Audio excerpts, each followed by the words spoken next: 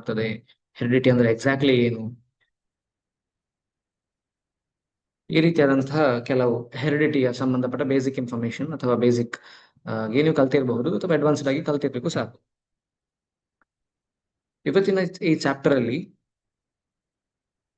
Heredity ಮತ್ತೆ ಏನು heredity ಗೆ ಹೇಗೆ ಇಂಟರ್ ರಿಲೇಟ್ ಆಗಿದೆ ಮತ್ತೆ ಹೆರಿಡಿಟಿಯಲ್ಲಿ ಏನೇನೆಲ್ಲ ಫ್ಯಾಕ್ಟರ್ಸ್ ಉಂಟು ಇದನ್ನೆಲ್ಲ ನೋಡ್ತಾ ಹೋಗುವ.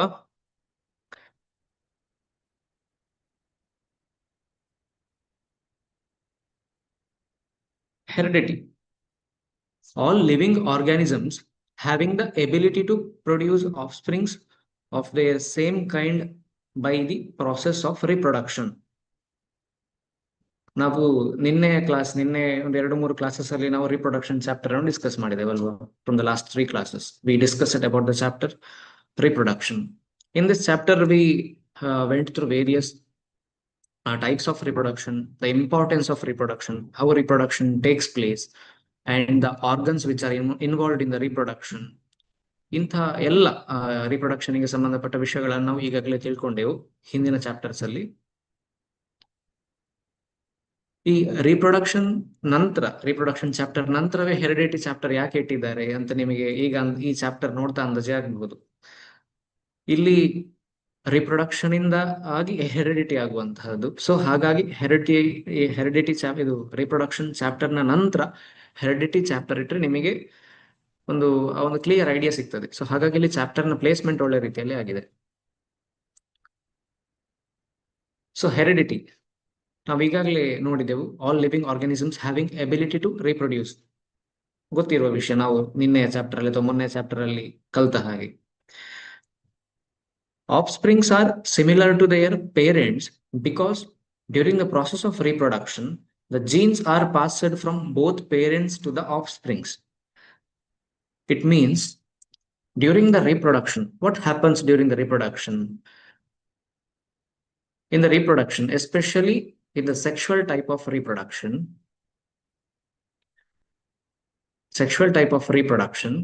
what happens? Both gametes, male and female gametes, get fused. The participation of male and female in the reproduction process, which ಈ ಪ್ರಾಸೆಸ್ ಅಲ್ಲಿ ಏನಾಗ್ತದೆ, the mixture of the fusion of gametes takes place. Male gamete ಮತ್ತು female gamete, male ಅಲ್ಲಿ sperm, female ಅಲ್ಲಿ Owa, egg, ಇದರ fusion ಆಗುವಾಗ ಏನಾಗ್ತದೆ, ಅದರಲ್ಲಿ ಝೈಗೋಟ್ ಫಾರ್ಮೇಶನ್ ಆಗುವಾಗ ಬೋತ್ ಮೇಲ್ ಮತ್ತು ಫಿಮೇಲ್ ಅಲ್ಲಿರುವಂತಹ ಏನು ಜೆನೆಟಿಕ್ ಮೆಟೀರಿಯಲ್, ಜೀನ್ ಅಥವಾ DNA ಅಂತ ಏನ್ ಹೇಳ್ತೇವೆ, ಇದು ಮಿಕ್ಸ್ಅಪ್ ಆಗ್ತದೆ, ಅದು ಫ್ಯೂಸ್ ಆಗ್ತದೆ. ಈ ಒಂದು ಪರ್ಟಿಕ್ಯುಲರ್ ಪ್ರಾಸೆಸ್ ಅಲ್ಲಿ ಮೇನ್ ಆಗಿ ನಾನೀಗ ಪಾಯಿಂಟ್ ಔಟ್ ಮಾಡಿ ಹೇಳಿದಂತಹದ್ದು ಈ particular genetic materials, DNA, gene ಅಂತ ನಾನು ಏನ್ ಹೇಳಿದೆ, ಈ ಫ್ಯಾಕ್ಟರ್ಸ್ ಗಳು ಈ ಹೆರಿಡಿಟಿಯನ್ನು ಎಕ್ಸ್ಪ್ರೆಸ್ ಮಾಡುವಂತಹದ್ದು. ಸೊ ಇದನ್ನು ಆ ರೀಸನ್ಗೆ ಬೇಕಾಗಿ ರಿಪ್ರೊಡಕ್ಷನ್ ಅನ್ನ ನಂತರ ಈ ಹೆರಿಡಿಟಿ ಚಾಪ್ಟರ್ ಅನ್ನು ಇಲ್ಲಿ ಪ್ಲೇಸ್ ಮಾಡಿದ್ದಾರೆ. ಇಲ್ಲಿ ಈ ಹೆರಿಡಿಟಿಯನ್ನು ಈ ಜೀನ್ಸ್ ಅಥವಾ DNA ಏನು ಲೀಡ್ ಮಾಡ್ತದೆ.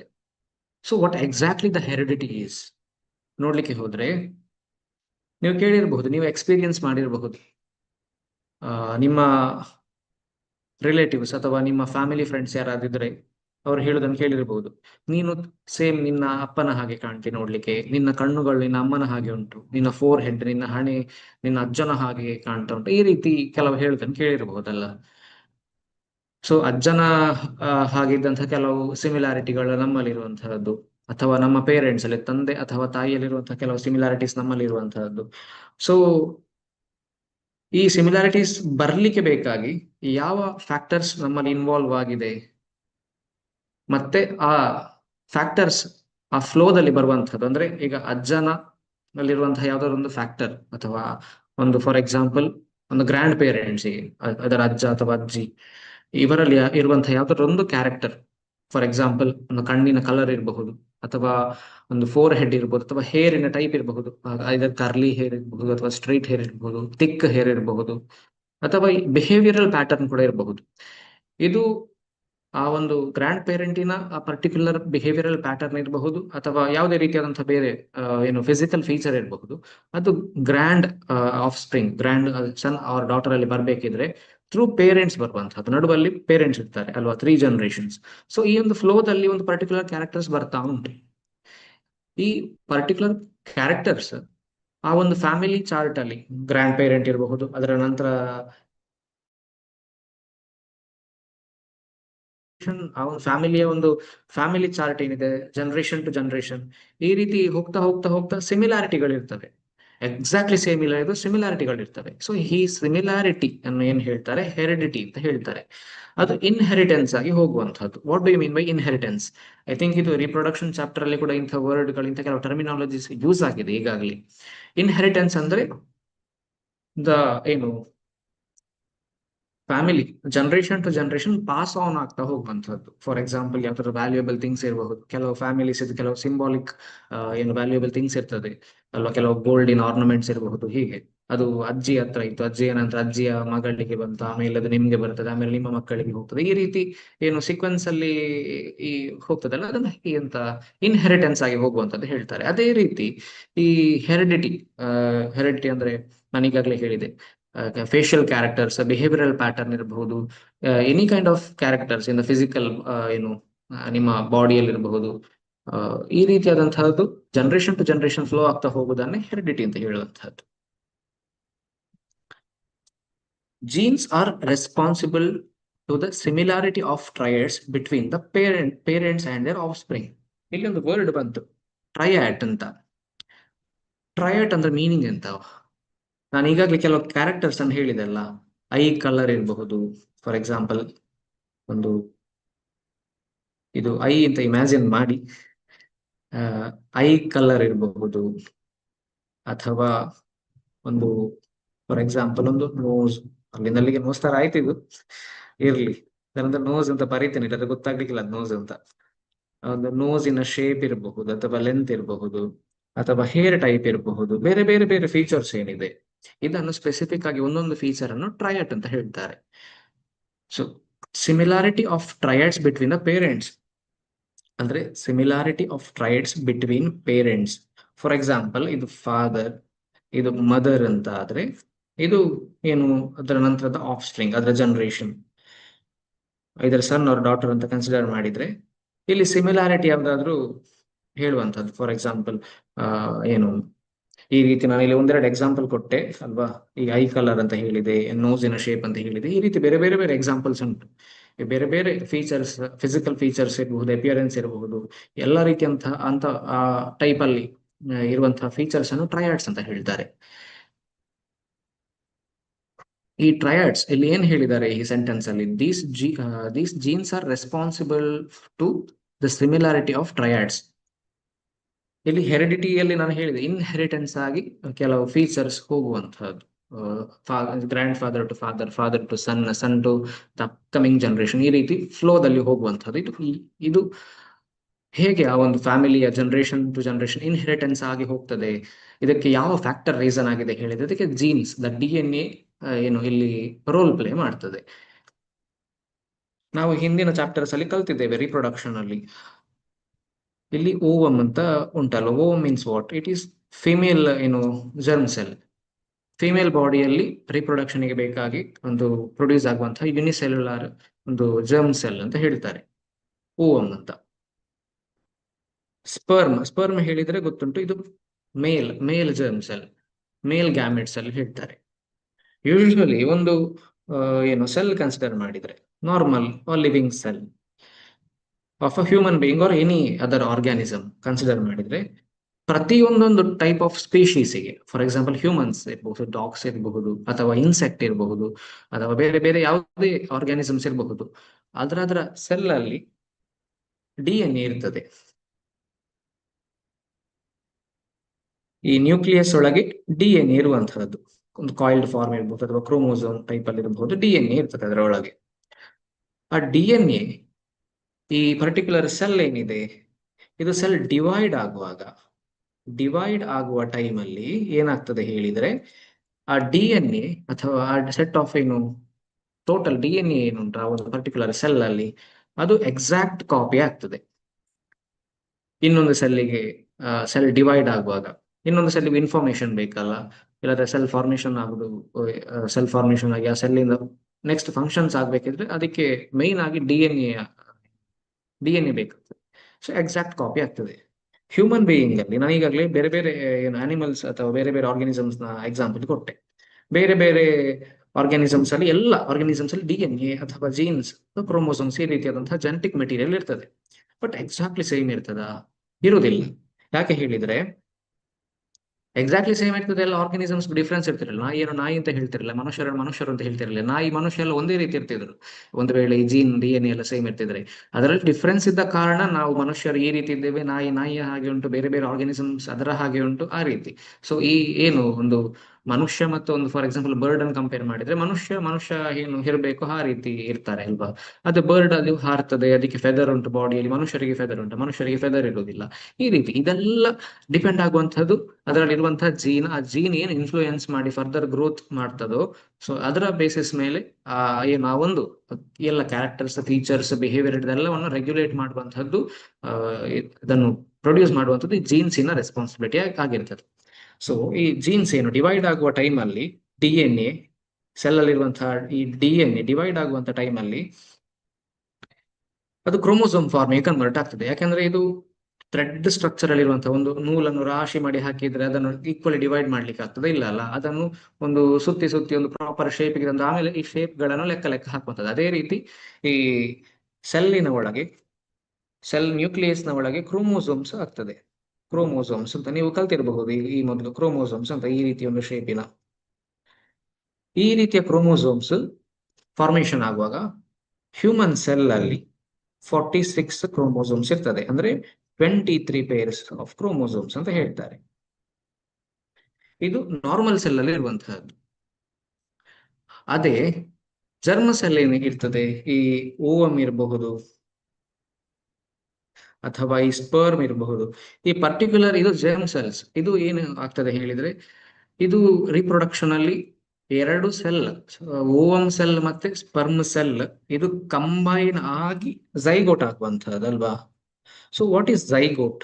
ಝೈಗೋಟ್ ಈಸ್ ಅ ಯುನಿಸೆಲ್ಯುಲಾರ್, ಇದು ಸಿಂಗಲ್ ಸೆಲ್ ಅಲ್ವಾ. Zygote is a single cell.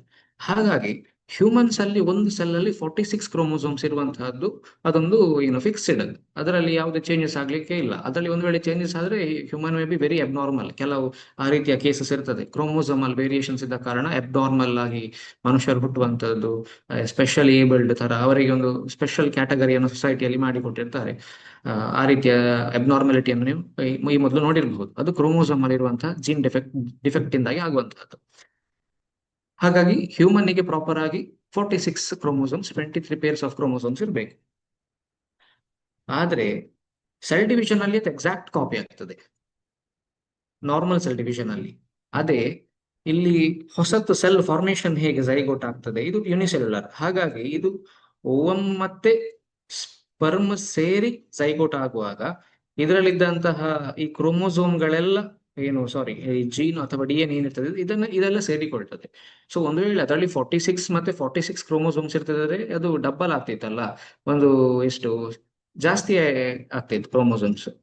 ಹಾಗಾಗಿ ಅದು ಅಬ್ನಾರ್ಮಾಲಿಟಿ ಆಗ್ತದೆ. ಸೊ ಹಾಗಾಗಿ ಈ ಜರ್ಮ್ ಸೆಲ್ಸ್ ಅಲ್ಲಿ ಏನುಂಟು, ಜರ್ಮ್ ಸೆಲ್ಸ್ ಅಲ್ಲಿ ಪೇರೆಂಟ್ ಫಾದರ್ ಇಂದ half number of chromosomes, mother ಇಂದ ಹಾಫ್ ನಂಬರ್ ಆಫ್ ಕ್ರೋಮೋಸೋಮ್ಸ್ ಇರುವಂತದ್ದು. ನಾನು ಇಲ್ಲಿ ಮೆನ್ಷನ್ ಮಾಡಿದೆ ಅಲ್ವಾ, 46 ಕ್ರೋಮೋಸೋಮ್ಸ್ ಅಂತ ಏನಿಲ್ಲ ಮೆನ್ಷನ್ ಮಾಡಿದೆ. ಹ್ಯೂಮನ್ಸ್ ಅಲ್ಲಿ 46 ಕ್ರೋಮೋಸೋಮ್ಸ್ ಇರುವಂತದ್ದು 23 ಪೇರ್ಸ್ ಅಲ್ಲಿ, 23 ಪೇರ್ಸ್ ಅಲ್ಲಿ ಕ್ರೋಮೋಸೋಮ್ಸ್ ಇರುವಂತಹದ್ದು ನಾರ್ಮಲ್ ಸೆಲ್ಸ್ ಅಲ್ಲಿ. ಅದೇ ಈ ಜರ್ಮ್ ಸೆಲ್ಸ್ ಏನಿದೆ ಇದರ ಓಮ್ ಅಥವಾ ಸ್ಪರ್ಮ್ ಅಲ್ಲಿ, ಅದು ಫರ್ದರ್ ಡಿವೈಡ್ ಆಗಿ ಅದು 23 ಕ್ರೋಮೋಸೋಮ್ಸ್ ಇರ್ತದೆ.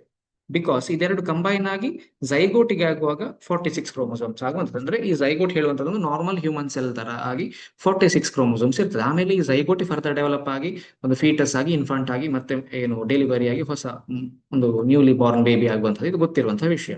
ಸೊ ಇಲ್ಲಿ ನಾನು ಯಾಕೆ ಇದನ್ನು ಇಷ್ಟು ಡಿಟೇಲ್ಡ್ ಆಗಿ ಸ್ಟ್ರೆಸ್ ಆಗಿ ಹೇಳಿದೆ ಅಂತ ನಿಮಗೆ ಮುಂದಕ್ಕೆ ಗೊತ್ತಾಗ್ತದೆ. ಈ ಪರ್ಟಿಕ್ಯುಲರ್ ಆಗಿ 46 ಏನು ಕ್ರೋಮೋಸೋಮ್ಸ್ ಇರಬಹುದು, ಅದು 23 ಪೇರ್ಸ್ ಅಲ್ಲಿ ಹೇಗಿರ್ತದೆ ನಾರ್ಮಲ್ ಸೆಲ್ಸ್. ಅದೇ ಈ ಜರ್ಮ್ ಸೆಲ್ಸ್ ಅಂದ್ರೆ ಓವಮ್ ಇರಬಹುದು, ಸ್ಪರ್ಮ್ ಕಮ್ಮಿ ಇರಬಹುದು. ಇದರಲ್ಲಿ ಯಾಕೆ ಬರೀ 23 ಕ್ರೋಮೋಸೋಮ್ಸ್ ಇರುವಂತಹದ್ದು, 46 ಯಾಕಿಲ್ಲ? ಆಮೇಲೆ ಅದು ಓವಮ್ ಮತ್ತೆ ಸ್ಪರ್ಮ್ ಸೇರಿ 46 ಕ್ರೋಮೋಸೋಮ್ಸ್ ಆಗಿ ಮತ್ತೆ ಸೆಲ್ ಡಿವಿಷನ್ ಯಾಕೆ ಆಯಿತು? ಈ ರೀತಿಯಾದಂಥದ್ದು ಮುಂದೆ ನೋಡುವ. Heredity. The passing of triads from parents to the offspring is called inheritance or heredity. ನಾನು ಇಂಟ್ರೊಡಕ್ಷನ್ ಅಲ್ಲಿ ಈ ಪಾಯಿಂಟ್ ಅನ್ನು ಮೆನ್ಷನ್ ಮಾಡಿದ್ದೆ. ಹೆರಿಡಿಟಿ ಅಂದ್ರೆ ಏನು, ಹೇಗೆ ಪಾಸ್ ಆನ್ ಆಗ್ತದೆ ಅಂತ. The offsprings are similar to the parents but not exactly identical. ಇದು ತುಂಬಾನೇ important. Similar to the parent but not exactly identical. ನಾನು ನಿನ್ನೆ ಏನು ಕ್ಲಾಸಲ್ಲಿ ಜಸ್ಟ್ ಗ್ಲಾನ್ಸ್ ಮಾಡುವಾಗ ಹೇಳಿದೆ ಈ ಎಕ್ಸಾಂಪಲ್ಸ್ ಅನ್ನು ಕೊಟ್ಟು. ಇಲ್ಲಿ ಒಂದು ಜನರೇಷನ್, ಇಲ್ಲಿ ಒಂದು ಈ ಏನು ಪಿಕ್ಚರ್ ಅಲ್ಲಿ ಆಸ್ ಅನ್ ಎಕ್ಸಾಂಪಲ್ ಅಲ್ಲಿ 3 ಜನರೇಷನ್ ಕೊಟ್ಟಿದ್ದಾರೆ ಅಲ್ವಾ. ಇದು ಗ್ರ್ಯಾಂಡ್ ಫಾದರ್, ಇದು ಫಾದರ್, ಇದು ಸನ್ ಅಂತ ಕನ್ಸಿಡರ್ ಮಾಡಿದ್ರೆ ಈ ಮೂವರಲ್ಲಿ ಸಿಮಿಲಾರಿಟಿಗಳು ನಿಮ್ಗೆ ಕೆಲವು ಕಾಣಬಹುದು, ಬಟ್ ಅವ್ರು ಎಕ್ಸಾಕ್ಟ್ಲಿ ಸೇಮ್ ಇಲ್ಲ ಅಲ್ಲ. ಒಬ್ಬರ ಹಾಗೆ ಡಿಟ್ಟು ಇನ್ನೊಬ್ಬರು ಹಾಗಿಲ್ಲ. ವಿ ಕ್ಯಾನ್ ಈಸಿಲಿ ನೋಡುವಾಗ ನಮ್ಗೆ ಡಿಫ್ರೆನ್ಶಿಯೇಟ್ ಮಾಡ್ಲಿಕ್ಕೆ ಆಗ್ತದೆ. ಇದು ಒಂದೇ ಫ್ಯಾಮಿಲಿಯ, ಒಂದೇ ಮನೆಯವರು, ಒಂದೇ ಜನರೇಷನ್. ಹಾಗಾಗಿ ಅಂದ್ರೆ ಏನು 3 generations of same in family. ಹಾಗಾಗಿ ಇಲ್ಲಿ ನಮಗೆ ಇದೊಂದು ಪಾಯಿಂಟ್ ಕ್ಲಿಯರ್ ಆಗ್ತದೆ. ಸೆಕ್ಷುವಲ್ ರಿಪ್ರೊಡಕ್ಷನ್ ಅಲ್ಲಿ ವೇರಿಯೇಷನ್ಸ್ ಜಾಸ್ತಿ ಆಗ್ತದೆ, ಐಡೆಂಟಿಕಲ್ ಆಗಿರುವುದಿಲ್ಲ. ಅದನ್ನು ನಾವು ಮುಂದಿನ ಎಕ್ಸಾಂಪಲ್ಸ್ ಅಲ್ಲಿ ನೋಡುವ. These differences are called variations. ಇಲ್ಲಿ ಏನು ಡಿಫರೆನ್ಸ್ ಉಂಟು? ಈ ಫಾದರ್ ನೋಡ್ಲಿಕ್ಕೆ ಗ್ರ್ಯಾಂಡ್ ಫಾದರ್ ತರ ಸ್ವಲ್ಪ ಮಟ್ಟಿಗೆ ಕಾಣ್ಬೋದು, ಬಟ್ ಎಕ್ಸಾಕ್ಟ್ಲಿ ಸಿಮಿಲರ್ ಇಲ್ಲ. ಅದೇ ರೀತಿ ಈ ಸನ್ ಏನು ಇಲ್ಲಿ ಇದ್ದಾನೆ, ಇವ ಆಸ್ ಇಟ್ ಈಸ್ ಫಾದರ್ ನ ಹಾಗೂ ಇಲ್ಲ, ಗ್ರ್ಯಾಂಡ್ ಫಾದರ್ ನಾವು ಆಸ್ ಇಟ್ ಈಸ್ ಇಲ್ಲ, ಬಟ್ ಸಿಮಿಲಾರಿಟಿ ಉಂಟು. ಕೆಲವು ಫೀಚರ್ಸ್ ಮುಖ ನೋಡುವಾಗ ಯಾಕೆ ಮುಖ ಸ್ವಲ್ಪ ಹೌದಾ ಅಲ್ವಾ, ಏನು ಪೇರೆಂಟ್ ತಂದೆಯಾಗಿ ಕಾಣಬಹುದು, ಅಥವಾ ಕಣ್ಣು ಅಥವಾ ಅವನ ಮೂಗಿನ ಶೇಪ್ ಅವನ ಗ್ರ್ಯಾಂಡ್ ಪೇರೆಂಟ್ ಅಥವಾ ಗ್ರ್ಯಾಂಡ್ ಫಾದರ್ ತರ ಕಾಣಬಹುದು. ಈ ರೀತಿಯಾದ ಸಿಮಿಲಾರಿಟೀಸ್ ಹೇಳ್ಬೋದು, ನಾಟ್ ಎಕ್ಸಾಕ್ಟ್ಲಿ ಐಡೆಂಟಿಕಲ್. ಈಗ ವೇರಿಯೇಷನ್ ಅಂದ್ರೆ ಎಕ್ಸಾಕ್ಟ್ಲಿ ಹೇಗೆ ಏನು ಅಂತ ತಿಳ್ಕೊಳ್ಳುವ. ವೇರಿಯೇಷನ್ ಬಗ್ಗೆ ನಮಗೆ ಹಿಂದಿನ ಚಾಪ್ಟರ್ ಅಲ್ಲಿ ಸಹ ಬಂದಿದೆ ಅಲ್ವಾ. ವೇರಿಯೇಷನ್ ನ ರೇಟ್ ಹೇಗೆ, ಯಾವ್ದ್ರಲ್ಲಿ ಹೇಗೆ, ಎ ಸೆಕ್ಷುವಲ್ ರಿಪ್ರೊಡಕ್ಷನ್ ಅಲ್ಲಿ ಹೇಗೆ ವೇರಿಯೇಷನ್ ಆಗ್ತದೆ, ಎಷ್ಟು ಆಗ್ತದೆ, ಸೆಕ್ಷುವಲ್ ರಿಪ್ರೊಡಕ್ಷನ್ ಅಲ್ಲಿ ಎಷ್ಟು ವೇರಿಯೇಷನ್ಸ್ ಆಗ್ತದೆ, ಯಾವ ರೀತಿ ಆಗ್ತದೆ, ಇದನ್ನು ನಾವು ತಿಳ್ಕೊಂಡಿದ್ದೇವೆ. The differences in the characteristics or traits of the individuals of same species are called variation. The differences in the characters or traits. Characters or traits ಅಂದ್ರೆ ಒಂದೇ, ನಾನು ಹೇಳಿದೆ ಕೆಲವು ಫೀಚರ್ಸ್ ಹೇಳಿದೆ, ಅದನ್ನು ಟ್ರಯಾಡ್ಸ್ ಅಥವಾ ಕ್ಯಾರೆಕ್ಟರ್ಸ್ ಅಂತ ಹೇಳ್ತಾರೆ. Of the individuals of same species. Species ಅಂದ್ರೆ ಗೊತ್ತು ನಿಮಗೆ ಏನು ಅಂತ, ಮನುಷ್ಯರ ಒಂದು ಸ್ಪೀಶೀಸ್ ಅಂತ ಕನ್ಸಿಡರ್ ಮಾಡಬಹುದು. ಆ ರೀತಿ ಬೆಕ್ಕನ್ನು ಒಂದು ಸ್ಪೀಶೀಸ್ ಅಂತ, ಅದೇ ಬೆಕ್ಕಲ್ಲಿ ಸ್ವಲ್ಪ ಬೇರೆ ವೆರೈಟಿ ಇರೋದನ್ನು ಬೇರೆ ಸ್ಪೀಶೀಸ್ ಹೇಳ್ಬೋದು. ಬೆಕ್ಕಿಗೆ ಸಂಬಂಧಪಟ್ಟ ಹಾಗೆ ಕೆಲವು ಬೇರೆ ವೈಲ್ಡ್ ಆನಿಮಲ್ಸ್ ಇರ್ತದೆ, ಬೆಕ್ಕಿನ ಹಾಗೆ ಇರ್ತದೆ, ಬಟ್ ಎಕ್ಸಾಕ್ಟ್ಲಿ ಅದು ಬೆಕ್ಕಾಗಿರೋದಿಲ್ಲ. ಸೊ ಹೀಗೆ ಇದನ್ನು ಸ್ಪೀಶೀಸ್ ಅಂತ ಹೇಳ್ತಾರೆ ಅಲ್ವಾ. ಒಂದೊಂದು ಪಾಪ್ಯುಲೇಷನ್ ವಿಚ್ ಶೇರ್ ಸಿಮಿಲಾರಿಟಿ, ಅದನ್ನು ಏನು ಸ್ಪೀಶೀಸ್ ಅಂತ ಹೇಳ್ತಾರೆ. ನೀವು ಕಲ್ತಿರಬಹುದು ಈ ಮೊದಲಿನ ಕ್ಲಾಸ್ಗಳಲ್ಲಿ. ಆ ಸ್ಪೀಶೀಸ್ ಅಲ್ಲಿ ಇರುವ ವೇರಿಯೇಷನ್ಸ್ ಅನ್ನು ನಾವು ಏನು ವೇರಿಯೇಷನ್ಸ್ ಅಂತ ಹೇಳುವಂತಹದ್ದು.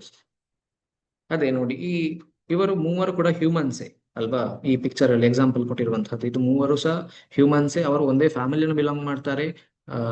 ಏನು ಅವರ ನಡುವಲ್ಲಿ ಆ ಒಂದು ಜೆನೆಟಿಕ್ ಶೇರಿಂಗ್ ಇರ್ತದೆ, ಆದ್ರೂ ಸಹ ಅವರು ಎಕ್ಸಾಕ್ಟ್ಲಿ ಐಡೆಂಟಿಕಲ್ ಅಲ್ಲ. ಸೊ ಅದನ್ನು ಇಲ್ಲಿ ಹೇಳಿರುವಂತಹದ್ದು. Variation is present in both sexual and asexual reproduction. Variation is comparatively much more in sexual reproduction. ಅದನ್ನು ನಾವು ಇಲ್ಲಿ ಕೆಳಗಿನ ಪಿಕ್ಚರ್ ಅಲ್ಲಿ ನೋಡಿಕೊಂಡು ಹೇಳ್ಬೋದು. ಇದರ ಮೊದಲು ನಾವು ಎಕ್ಸಾಂಪಲ್ಸ್ ಕೊಟ್ಟಿರ್ಲಿಕ್ಕೂ ಸಾಕು ಇದಕ್ಕೆ, ಮತ್ತೆ ಹಿಂದಿನ ಚಾಪ್ಟರ್ ಅಲ್ಲಿ ನಾವು ಇದನ್ನು ತುಂಬಾನೇ ರಿಪಿಟೇಟಿವ್ ಆಗಿ ಕಲ್ತಿದ್ದೇವೆ. asexual ಮತ್ತು ಸೆಕ್ಷುವಲ್ ರಿಪ್ರೊಡಕ್ಷನ್ ಅಲ್ಲಿ ವೇರಿಯೇಷನ್ಸ್ ಹೇಗೆ ಆಗ್ತದೆ, ಯಾವ ರೀತಿ ಆಗ್ತದೆ ಅಂತ. ಈಗ ಈ ಎಕ್ಸಾಂಪಲ್ಸ್ ಅಲ್ಲಿ ನೋಡ್ತಿದ್ರೆ ಇಲ್ಲಿ ಶುಗರ್ ಕೇನ್ ಫೀಲ್ಡ್ ಅನ್ನು ನೀವು ನೋಡಬಹುದು. ಶುಗರ್ ಕೇನ್ ಫೀಲ್ಡ್ ಅಲ್ಲಿ ಇದು ಈ ಪರ್ಟಿಕ್ಯುಲರ್ ಶುಗರ್ ಕೇನಿನ ಕಂಡೀಷನ್ ಹೇಗೆ ಹೇಳಿದ್ರೆ, ಇದರಲ್ಲಿ asexual ರಿಪ್ರೊಡಕ್ಷನ್ ಇರುವಂತಹದ್ದು. asexual ರಿಪ್ರೊಡ್ಯೂಸ್ ಆಗುವಂತಹ ಏನು ಸ್ಪೀಶೀಸ್ ಅಲ್ಲಿ ವೇರಿಯೇಷನ್ ತುಂಬಾ ಕಡಿಮೆ ಅಂತ ಹೇಳ್ತಾರೆ ಅಲ್ವಾ. ಸೊ ಈ ಶುಗರ್ ಕೇನ್ ಈ ಒಂದು ಎಕ್ಸಾಂಪಲ್ ನೀವು ನೋಡುತ್ತಿದ್ರೆ ಇಲ್ಲಿ ನಿಮ್ಗೆ ಏನಾದ್ರು ವೇರಿಯೇಷನ್ ಕಾಣ್ತದ? ಕೆಲವು ವೇರಿಯೇಷನ್ ಕಾಣ್ಬೋದು, ಬಟ್ ಐಡೆಂಟಿಕಲ್, ಆಲ್ಮೋಸ್ಟ್ ಐಡೆಂಟಿಕಲ್ ಅಂತ ಹೇಳ್ಬೋದಲ್ಲ. ಕೆಲವು ನಂಬರ್ ಆಫ್ ಲೀವ್ಸ್ ಅಲ್ಲಿ ವ್ಯತ್ಯಾಸ ಇರಬಹುದು, ಎನ್ವಿರಾನ್ಮೆಂಟಲ್ ಫ್ಯಾಕ್ಟರ್ ಇಂದಾಗಿರ್ಬಹುದು, ಅಥವಾ ನೀರು ಹಾಕದೆ ಅದರಲ್ಲಿ ಸ್ವಲ್ಪ ಕಲರ್ ಬಂದಿರಬಹುದು, ಈ ರೀತಿ, ಅಥವಾ ಏನಾದ್ರು ರೋಗ ಬಂದಿರಬಹುದು, ರೋಗ ಬಂದದಲ್ಲಿ ಪ್ಯಾಚಸ್ ಇರಬಹುದು. ಈ ರೀತಿಯಾದಂತಹ ಡಿಫರೆನ್ಸ್ ಈ ಏನು ಶುಗರ್ ಕೇನ್ ಪ್ಲಾಂಟ್ಸ್ ಅಲ್ಲಿ ಅಥವಾ ಆ ಫೀಲ್ಡ್ ಅಲ್ಲಿ ನೀವು ನೋಡ್ಬೋದು. ಬಟ್ ಬೇರೆ ಎಲ್ಲ ಫೀಚರ್ಸ್ ನೋಡ್ಲಿಕ್ಕೆ ಹೋದ್ರೆ ಐಡೆಂಟಿಕಲ್. ನಿಮಗೆ ಅದರಲ್ಲಿ ಸಪೋಸ್ ಇದರಲ್ಲಿ ಒಂದು 3-4 ಶುಗರ್ ಕೇನ್ ಅನ್ನು ಸಪರೇಟ್ ಪ್ಲಕ್ ಮಾಡಿ ಅದನ್ನು ರಿಅರೇಂಜ್ ಮಾಡಿ ಮೊದಲಿದ್ದ ಹಾಗೆ ಹೇಳಿದ್ರೆ ಅದು ತುಂಬಾ ಡಿಫಿಕಲ್ಟ್ ಆಗ್ತದೆ, ಬಿಕಾಸ್ ನೋಡ್ಲಿಕ್ಕೆ ತುಂಬಾನೇ ಐಡೆಂಟಿಕಲ್. ಸೊ ಇದು ಒಂದು asexual ರಿಪ್ರೊಡಕ್ಷನ್ ಒಂದು ರಿಸಲ್ಟ್ ಅಂತ ಹೇಳ್ಬೋದು. ಅದೇ ಈ ಆನಿಮಲ್ ಅಲ್ಲಿ, ಈ ಕ್ಯಾಟ್ ಅಲ್ಲಿ ರೀಪ್ರೊಡಕ್ಷನ್ ಆಗುವಂಥದ್ದು ಸೆಕ್ಷುವಲ್ ಮೆಥಡ್ ಅಲ್ಲಿ. ಇದು ಸೆಕ್ಷುವಲಿ ರಿಪ್ರೊಡ್ಯೂಸಿಂಗ್ ಅಲ್ವಾ, ಸೆಕ್ಷುವಲ್ ರಿಪ್ರೊಡಕ್ಷನ್ ಆಗುವಂಥದ್ದು ಈ ಕಂಡೀಷನ್ ಅಲ್ಲಿ. ಇಲ್ಲಿ ನೋಡಿ, ಇಲ್ಲಿ ಈ ಬೆಕ್ಕಿನ ಅಂದ್ರೆ ಬೇರೆ ಬೇರೆ ಮರಿಗಳನ್ನು ನೋಡಬಹುದು. ಇಲ್ಲಿ 1, 2, 3, 4, 5, ಒಂದು ಆಲ್ಮೋಸ್ಟ್ ಇಲ್ಲಿ ಐ ಥಿಂಕ್ 5 ಉಂಟು ಕಾಣ್ತದೆ. ಹೌದು, ಈ 5 ಆಫ್ ಸ್ಪ್ರಿಂಗ್ ಏನಿದೆ ಒಂದು ಪರ್ಟಿಕ್ಯುಲರ್ ಬೆಕ್ಕಿನ, ಇದು ಒಂದೇ ಜನರೇಷನ್ ನ 5 ಡಿಫ್ರೆಂಟ್ ಮರಿಗಳು. ಈ ಒಂದೇ ಜನರೇಷನ್ ಅಲ್ಲಿ ಇಷ್ಟು ವೇರಿಯೇಷನ್ ಇದೆ. ಯಾವುದು ಒನ್ ಇಂಡಿವಿಜುವಲ್ ಟು ಅನದರ್. ಇದರ ಕಲರ್ ಅಲ್ಲಿ ನಾವು ಬೇಸ್ಡ್ ಆನ್ ಕಲರ್ ಅಲ್ಲಿ ಜಡ್ಜ್ ಮಾಡೋದಿದ್ರೆ, ಇಲ್ಲಿ ಈ ಟೈಪ್ ಒಂದು ಪ್ಯಾಟರ್ನ್ ಕಲರ್ ಇದ್ರೆ ಸಮ್ವಾಟ್ ಬ್ಲಾಕಿಶ್ ಇದೆ, ಇಲ್ಲೊಂದು ಬ್ರೌನಿಶ್ ಇದೆ, ಇಲ್ಲೊಂದು ಬ್ಲಾಕ್ ಅಂಡ್ ವೈಟ್ ಕಾಣ್ತದೆ. ಈ ರೀತಿ ಡಿಫ್ರೆನ್ಸಸ್ ಉಂಟು. ಈ ಶುಗರ್ ಕೇನ್ ನ ಸಿಮಿಲಾರಿಟಿಗೆ ಕಂಪೇರ್ ಮಾಡಿದ್ರೆ ಇದರಲ್ಲಿ ತುಂಬಾನೇ ಏನು ಡ್ರಾಸ್ಟಿಕ್ ಚೇಂಜ್ ಕಾಣ್ತದೆ ನೋಡುವಾಗ. ಇನ್ ಟರ್ಮ್ಸ್ ಆಫ್ ಕಲರ್ ಬೇರೆ ಎಲ್ಲ ಸೇಮ್ ಉಂಟು, ಅಂದ್ರೆ ಒಂದು ಕಿವಿ, ಅದರ ಮುಖ, ಅದರ ನಡವಳಿಕೆ, ಅದರ ಬಿಹೇವಿಯರ್ ಪ್ಯಾಟರ್ನ್ ಎಲ್ಲ ಸೇಮ್ ಇರಬಹುದು, ಆದ್ರೆ ವೇರಿಯೇಷನ್ ಕೂಡ ಇದರಲ್ಲಿ ಕಂಡು ಬರ್ತದೆ. ಸೊ ಹಾಗಾಗಿ ಏನು ಹೈಯರ್ ಆನಿಮಲ್ಸ್ ಅಲ್ಲಿ, ಹೈಯರ್ ಆರ್ಗಾನಿಸಮ್ಸ್ ಅಲ್ಲಿ ಎಸೆಕ್ಷುವಲ್ ರಿಪ್ರೊಡಕ್ಷನ್ ಇರುವಂತಹ. ಹೆರಿಡಿಟಿಯಲ್ಲಿ ಇದು ಸೆಕ್ಷುವಲ್ ರಿಪ್ರೊಡಕ್ಷನ್, ಹೆರಿಡಿಟಿಯಲ್ಲಿ ಇದು ಈ ರೀತಿಯಾದಂತಹ ವೇರಿಯೇಷನ್ಸ್ ಅಂತ ಅದು ತೋರಿಸ್ತದೆ. ಸೊ ಈ ಸ್ಟಡಿಯಲ್ಲಿ ನಿಮಗೆ ಈ ಡಿಫ್ರೆನ್ಸ್ ಅಲ್ಲಿ ಕ್ಲಿಯರ್ ಗೊತ್ತಾಗಬಹುದು ವೇರಿಯೇಷನ್ ಅಂದ್ರೆ ಎಂತ, ಸೆಕ್ಷುವಲ್ ಮತ್ತೆ ಎಸೆಕ್ಷುವಲ್ ರಿಪ್ರೊಡಕ್ಷನ್ ಅಲ್ಲಿ ವೇರಿಯೇಷನ್ ಯಾವ ಒಂದು ರೇಂಜಿಗೆ ಇರ್ತದೆ ಅಂತ ಈ ಎಕ್ಸಾಂಪಲ್ ಕ್ಲಿಯರ್ ಆಗಿ ನಮಗೆ ತೋರಿಸಿಕೊಡ್ತದೆ ಅಲ್ವಾ. Accumulation of variation. Accumulation of variation ಅಂದ್ರೆ ಎಂತ? ಅಕ್ಯುಮುಲೇಷನ್ ವರ್ಡಿನ ಮೀನಿಂಗ್ ಗೊತ್ತಿರಬಹುದು ನಿಮಗೆ. ಅಕ್ಯುಮುಲೇಷನ್ ಅಂದ್ರೆ ಅಕ್ಯುಮುಲೇಟ್ ಆಗುವಂತಹದ್ದು.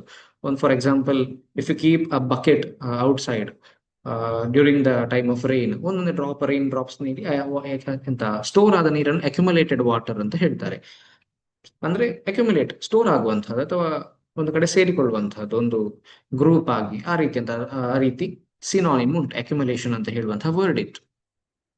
ಈ ವೇರಿಯೇಷನ್ಸ್ ಹಾಗೆ ಅಕ್ಯುಮುಲೇಟ್ ಆಗ್ತದ ಅಂತ ನಾವು ನೋಡ್ತಾ ಹೋದ್ರೆ, accumulation of variation passes to upcoming generations. ಅಂದ್ರೆ ಜನರೇಷನ್ ಟು ಜನರೇಷನ್ ಹೋದ ಹಾಗೆ, ಅದೇ ನಾನು ಹೇಳಿದೆ ಅಲ್ಲ, ಏನು ಗ್ರ್ಯಾಂಡ್ ಫಾದರ್ ಸನ್, ಅದು ಅಪ್ಕಮಿಂಗ್ ಜನರೇಷನ್, ಈ ರೀತಿ ಈ ಎಲ್ಲದರಲ್ಲಿ ವೇರಿಯೇಷನ್ಸ್ ಪಾಸ್ ಆಗ್ತಾ ಹೋಗ್ತದೆ ಅಂತ ಹೇಳಿದ್ದಾರೆ.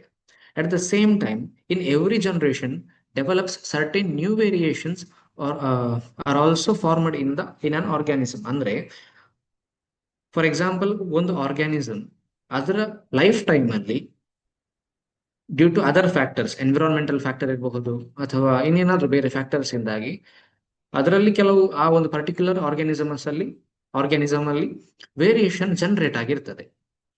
ಆ ವೇರಿಯೇಷನ್ ಆ ಒಂದು ಪರ್ಟಿಕ್ಯುಲರ್ ಆರ್ಗ್ಯಾನಿಸಮ್ ನ ನಂತರದ ಆಫ್ ಸ್ಪ್ರಿಂಗ್ ಏನಿದೆ ಅದಕ್ಕೆ ಪಾಸ್ ಆನ್ ಆಗ್ತದೆ.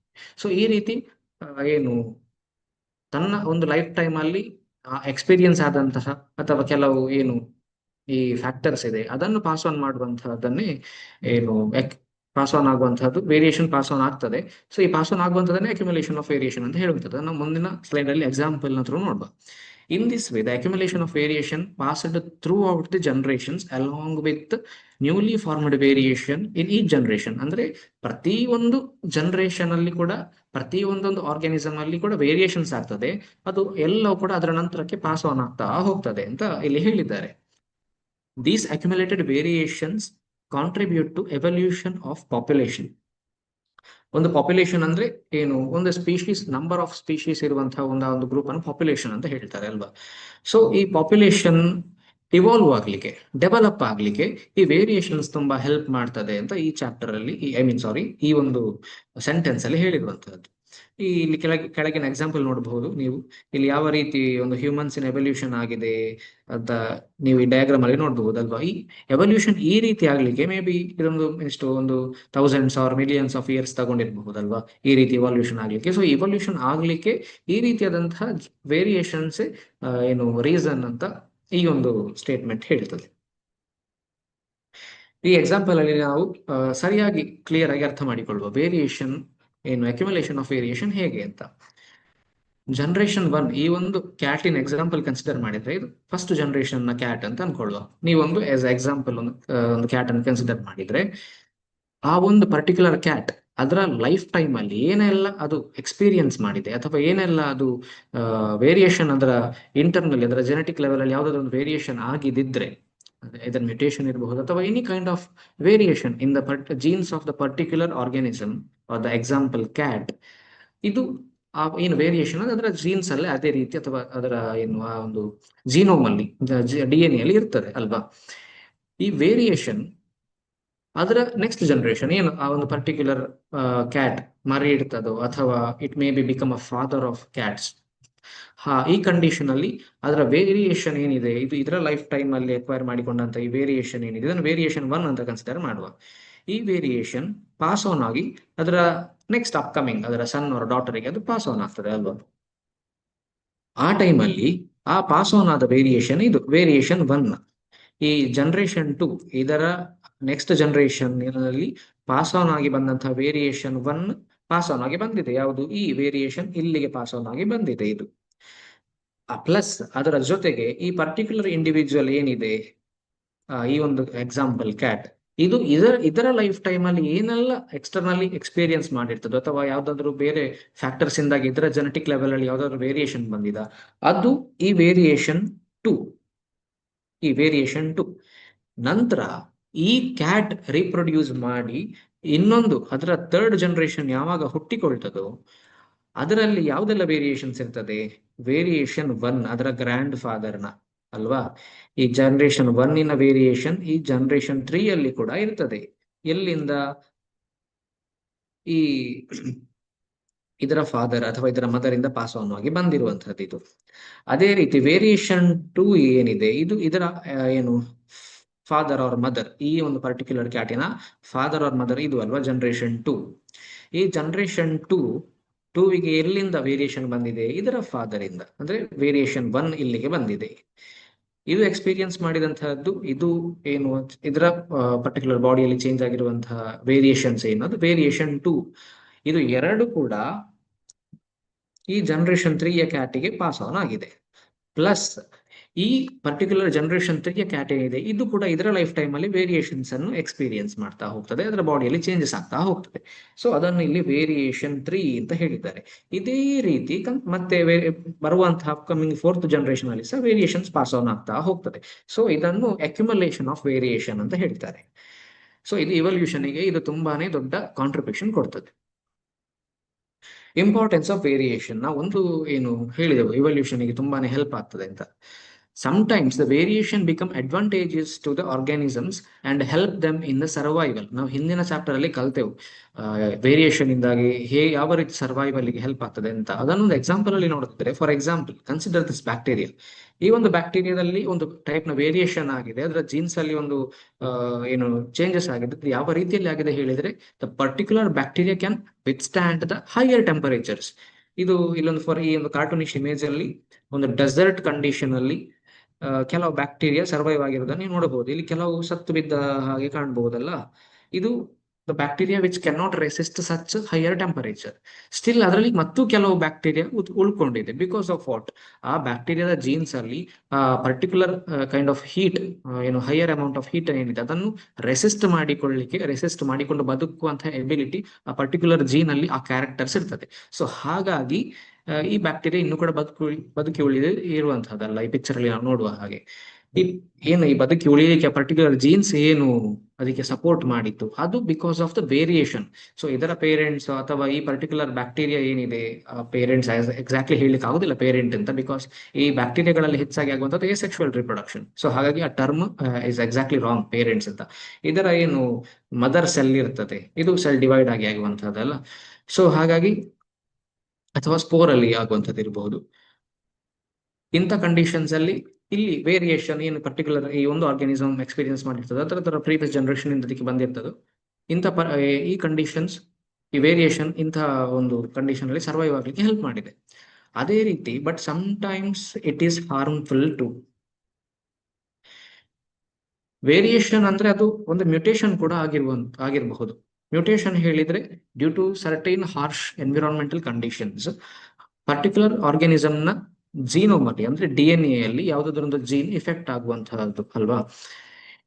ಈ ಜೀನ್ ಏನ್ ಮಾಡ್ತದೆ, ನಿಮ್ಮ ಎವ್ರಿ ಆರ್ಗಾನಿಸಮ್ ನ ಬಾಡಿಯಲ್ಲಿ ಆಗುವಂತಹ ಫಿಸಿಕಲ್ ಇಮೋಷನಲ್ ಎಲ್ಲ ಒಂದು ಕ್ಯಾರೆಕ್ಟರ್ಸ್ ಅನ್ನೋದು ಕಂಟ್ರೋಲ್ ಮಾಡುವಂತಹದ್ದು ಅಥವಾ ಅದನ್ನು ಪ್ರೊಡ್ಯೂಸ್ ಮಾಡುವಂಥದ್ದು ಅಂತ ಹೇಳ್ಬಹುದು, ಇನ್ಫ್ಲೂಯೆನ್ಸ್ ಮಾಡುವಂಥದ್ದು ಅಂತ ಹೇಳ್ಬಹುದು. ಸೊ ಈ ಪರ್ಟಿಕ್ಯುಲರ್ ಜೀನ್ ಏನು ಇಫೆಕ್ಟ್ ಆಗಿರ್ತದೆ, ಆ ಜೀನ್ ಇನ್ನು ಫಂಕ್ಷನ್ ರಿಯಲ್ ಆಗಿ ಏನಿತ್ತು ಆ ಫಂಕ್ಷನ್ ಕೂಡ ಇಫೆಕ್ಟ್ ಆಗ್ತದೆ.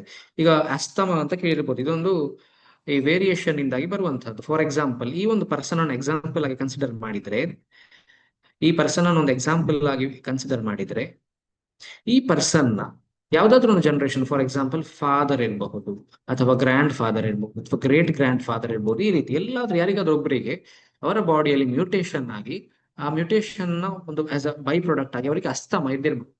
ಅದೇ ಅಸ್ತಮ ಏನಾಯ್ತು, ಅದು ಜನರೇಷನ್ ಇಂದ ಜನರೇಷನ್ ಗೆ ಬಂದು ಬಂದು ಬಂದು ಈ ಪರ್ಟಿಕ್ಯುಲರ್ ಪರ್ಸನ್ ಕೂಡ ಅಸ್ತಮ ಪೇಷಂಟ್ ಆಗಿ ಈ ರೀತಿ ಒಂದು ರೆಪ್ರೆಸೆಂಟೇಷನ್ ನಾವು ನೋಡಬಹುದಲ್ವಾ.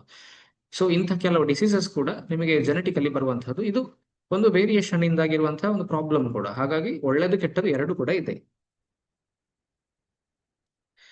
ಟ್ರಯೇಡ್ಸ್ ನಾವು ಇಲ್ಲಿ ಒಂದು ಇಂಟ್ರೊಡಕ್ಷನ್ ಅಲ್ಲಿ ಫಸ್ಟಿಗೆ ಒಂದು ಕಡೆ ನೋಡಿದೆವು, ಟ್ರಯೇಡ್ಸ್ ಅಂತ ಅಲ್ವಾ, ಸಿಮಿಲಾರಿಟಿ ಆಫ್ ಟ್ರಯೇಡ್ಸ್ ಅಂತ. ಸೊ ಅದನ್ನೇ ಇಲ್ಲಿ ಡಿಟೇಲ್ಡ್ ಆಗಿ definition ಹೇಳಿರುವಂತಹದ್ದು. ಟ್ರಯೇಡ್ is a unique characteristic or feature of an organism which can be physical, physiological or behavioral. Unique characters. ಇಲ್ಲಿ ಕೆಳಗಿನ ಎಕ್ಸಾಂಪಲ್ ಅಲ್ಲಿ ನೀವು ನೋಡಬಹುದು, ಇದು ಯಾವ್ದು ನೋಡುವಾಗ ಯಾವ್ದೊಂದು ಬ್ಯೂಟಿ ಪಾರ್ಲರ್ ಅಥವಾ ಸಲೂನ್ ನ ಒಂದು ಮೆನು ಕಾರ್ಡ್ ತರ ಕಾಣಬಹುದು ನಿಮಗೆ, ಅಥವಾ ಯಾವ್ದಾದ್ರು ಒಂದು ಪ್ರಾಡಕ್ಟಿನ ಅಥವಾ ಕಾಸ್ಮೆಟಿಕ್ ಪ್ರಾಡಕ್ಟಿನ ಒಂದು ಲೇಬಲಿಂಗ್ ತರ ಸಹ ಕಾಣಬಹುದು. ಇದು ಅದು ಯಾವುದೂ ಅಲ್ಲ, ಇದೊಂದು ಎಕ್ಸಾಂಪಲ್ ಕೊಟ್ಟದ್ದು. These traits can be determined by genes. ಈ ಕೆಳಗಿನ ಈಚೆ ಬೇರೆ ಬೇರೆ ಟೈಪ್ಸ್ ಏನ್ ಕಾಣ್ತಾ ಉಂಟು ನಿಮಗೆ, ಇದೆಲ್ಲ ಜೀನ್ಸ್ ಇಂದಾಗಿ ಡಿಟರ್ಮೈನ್ ಆಗಿರುವಂತಹದ್ದು ಅಂತ ಹೇಳಿದ್ದಾರೆ. ಎಕ್ಸಾಂಪಲ್ಸ್ ನೋಡುವ ಯಾವುದೆಲ್ಲ ನೋಡಿ. ಐ ಎಕ್ಸಾಂಪಲ್ ಕನ್ಸಿಡರ್ ಮಾಡಿದ್ರೆ, ಇಲ್ಲಿ ಬೇರೆ ಬೇರೆ ಟೈಪ್ ಆಫ್ ಐಸ್ ಉಂಟು, ಬೇರೆ ಬೇರೆ ಕಲರ್ಸ್ ಉಂಟು ಐಯಲ್ಲಿ ಅಲ್ವಾ. ಈ ಈ ಶೇಪ್ ಏನಿದೆ, ಪರ್ಟಿಕ್ಯುಲರ್ ಶೇಪ್, ಇದರಲ್ಲಿ ಕೂಡ ನಿಮಗೆ ವೇರಿಯೇಷನ್ಸ್ ಕಾಣಬಹುದು. ಒಬ್ಬೊಬ್ಬರದ್ದು ಒಂದೊಂದು ರೀತಿ ಇದೆ ಅಲ್ವಾ, ಶೇಪ್ ಆಫ್ ಐ ಮತ್ತೆ ಕಲರ್ ಆಫ್ ಐ. ಇದು ಹೇಗೆ ಒಂದು ಪರ್ಟಿಕ್ಯುಲರ್ ಇಂಡಿವಿಜುವಲ್ ಅಲ್ಲಿ ಅದೇ ಕಲರ್ ನ ಐ ಡೆವಲಪ್ ಆಗ್ಬೇಕು ಅಂತ ಬಂತು ಹೇಳಿದ್ರೆ, ಬಿಕಾಸ್ ಆಫ್ ದ ಟ್ರಯೇಡ್ಸ್. ಆ ಏನು ಪರ್ಟಿಕ್ಯುಲರ್ ಆ ಒಂದು ಟ್ರಯೇಟ್ ಏನಿದೆ, ಒಂದು ವ್ಯಕ್ತಿಯಲ್ಲಿ ಒಂದು ಬ್ಲೂ ಕಲರ್ ಐ ಇದೆ ಹೇಳಿದ್ರೆ, ಆ ಒಂದು ಪರ್ಟಿಕ್ಯುಲರ್ ಫೀಚರ್ ಅನ್ನು ಆ ಟ್ರಯೇಟ್ ಅಂತ ಹೇಳ್ತಾರೆ. ಆ ಟ್ರಯೇಟ್ ಅವರಿಗೆ ಎಲ್ಲಿಂದ ಬಂತು? Because of their parents are grand parents. ಆ ಒಂದು ಅವರ ಜೆನೆಟಿಕ್ ಫ್ಲೋದಲ್ಲಿ ಎಲ್ಲಾದ್ರೂ ಒಂದು ಕಡೆ ಏನು ಯಾರಿಗಾದ್ರೂ ಆ ರೀತಿಯಾದಂತಹ ಕಲರ್ ಆಫ್ ಐ ಇದ್ರೆ ಅದು ಅವರಿಗೂ ಬರುವಂತಹದ್ದು. ಸೊ ಇದನ್ನು ಟ್ರಯೇಟ್ ಅಂತ ಹೇಳ್ತಾರೆ. ಅದೇ ರೀತಿ ನೋಡಿ, ಇಲ್ಲಿ ಒಂದು ಹೇರಿನ ಎಕ್ಸಾಂಪಲ್ ತಗೊಂಡ್ರೆ, ಇಲ್ಲಿ ಹೇರ್ ಅಲ್ಲಿ ಕರ್ಲಿ ಹೇರ್ ಇರಬಹುದು, ಅಥವಾ ಥಿಕ್ ಹೇರ್ ಇರಬಹುದು, ಅಥವಾ ಸ್ಮೂತ್ ಹೇರ್ ಇರಬಹುದು. ಈ ಟೈಪ್ ಆಫ್ ಹೇರ್ಸ್ ಕೂಡ ಇದು ಜೀನ್ಸ್ ಡಿಸೈಡ್ ಮಾಡ್ತದೆ. ನಿಮ್ಮ ಪೇರೆಂಟ್ಸ್ ಇಂದ, ಗ್ರ್ಯಾಂಡ್ ಪೇರೆಂಟ್ಸ್ ಇಂದ ಯಾವ ಜೀನ್ಗಳು ರಿಪ್ರೊಡಕ್ಷನ್ ಸೆಕ್ಷುವಲಿ ರಿಪ್ರೊಡ್ಯೂಸ್ ಆಗಿ ನಿಮ್ಮ ಬಾಡಿಯಲ್ಲಿ ಸೇರಿಕೊಂಡು ಏನು ಜೀನ್ಸ್ ಇರ್ತದೋ ಅದರಲ್ಲಿ ಯಾವ ಜೀನ್ ಎಕ್ಸ್ಪ್ರೆಸ್ ಆಗ್ತದೆ, ಆ ಪರ್ಟಿಕ್ಯುಲರ್ ಜೀನ್ ನ ಒಂದು ಬೈ ಪ್ರಾಡಕ್ಟೇ ಪ್ರೋಟೀನ್ಸ್ ಆಗಿ, ಆ particular either proteins or anything ಆಗಿ ಈ ರೀತಿಯಾದಂತಹ ರಿಸಲ್ಟ್ ನಮಗೆ ಕಾಣುವಂತಹದ್ದು. ಕೈಂಡ್ ಆಫ್ ಏನು ಸ್ಮೂತ್ ಹೇರ್ಸ್ ಇರ್ಬೋದು, ಕರ್ಲಿ ಹೇರ್ಸ್ ಇರ್ಬೋದು, ರಫ್ ಹೇರ್ಸ್, ಎಲ್ಲ ತರದ್ದು ಕೂಡ. ಅದೇ ರೀತಿ ಸ್ಕಿನ್ ಟೋನ್ ಕೂಡ, ಡಾರ್ಕ್ ಸ್ಕಿನ್ ಇರಬಹುದು ಅಥವಾ ಲೈಟ್ ಸ್ಕಿನ್, ಬ್ರೌನಿಶ್, ಬೇರೆ ಬೇರೆ ಸ್ಕಿನ್ ಟೋನ್ ಇದೆ. ನಿಮಗೆ ಗೊತ್ತಿರಬಹುದು ಯಾವ ಯಾವ ಸ್ಕಿನ್ ಟೋನ್ ಜಾಸ್ತಿ ಸ್ಪೆಕ್ಟ್ರಮ್ ಇರ್ತದೆ ಅಂತ. ಬಟ್ ಇನ್ನು ಜನರಲ್ ಹೇಳುದಿದ್ರೆ ಡಾರ್ಕ್, ಲೈಟ್, ಹಾಗೆ ಆ ರೀತಿ ಹೇಳ್ತಾರೆ ಸ್ಕಿನ್ ಟೋನ್ ಅನ್ನು. ಈ ಪರ್ಟಿಕ್ಯುಲರ್ ಸ್ಕಿನ್ ಟೋನ್ ಕೂಡ ಅವರಿಗೆ ಅವರವರ ಪೇರೆಂಟ್ಸ್ ಅಥವಾ ಗ್ರ್ಯಾಂಡ್ ಪೇರೆಂಟ್ಸ್ ಇಂದಲೇ ಇನ್ಹೆರಿಟ್ ಆಗಿ ಥ್ರೂ ಜೀನ್ಸ್ ಬರುವಂತಹದ್ದು.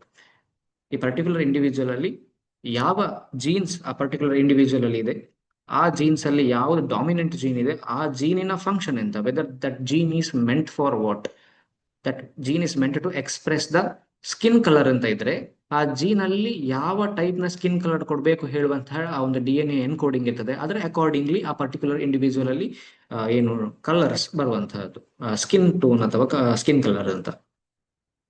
ಇದನ್ನು ಟ್ರಯೇಟ್ ಅಂತ ಹೇಳ್ತಾರೆ. ಈ ಟ್ರಯೇಟ್ಸ್ ಅಲ್ಲಿ ಎರಡು ಟೈಪ್ ಉಂಟು, ಇನ್ಹೆರಿಟೆಡ್ ಟ್ರಯೇಟ್ ಮತ್ತೆ ಅಕ್ವೈರ್ಡ್ ಅಂತ. ಇನ್ಹೆರಿಟೆಡ್ ಅಂದ್ರೆ ಎಂತ? ಇನ್ಹೆರಿಟಿನ ಮೀನಿಂಗ್ ನಾವು ಡಿಸ್ಕಸ್ ಮಾಡಿದೆವು ಈ ಹಿಂದೆ. ಇನ್ಹೆರಿಟ್ ಅಂದ್ರೆ ಎಂತ ಅಂತ ಅಲ್ವಾ.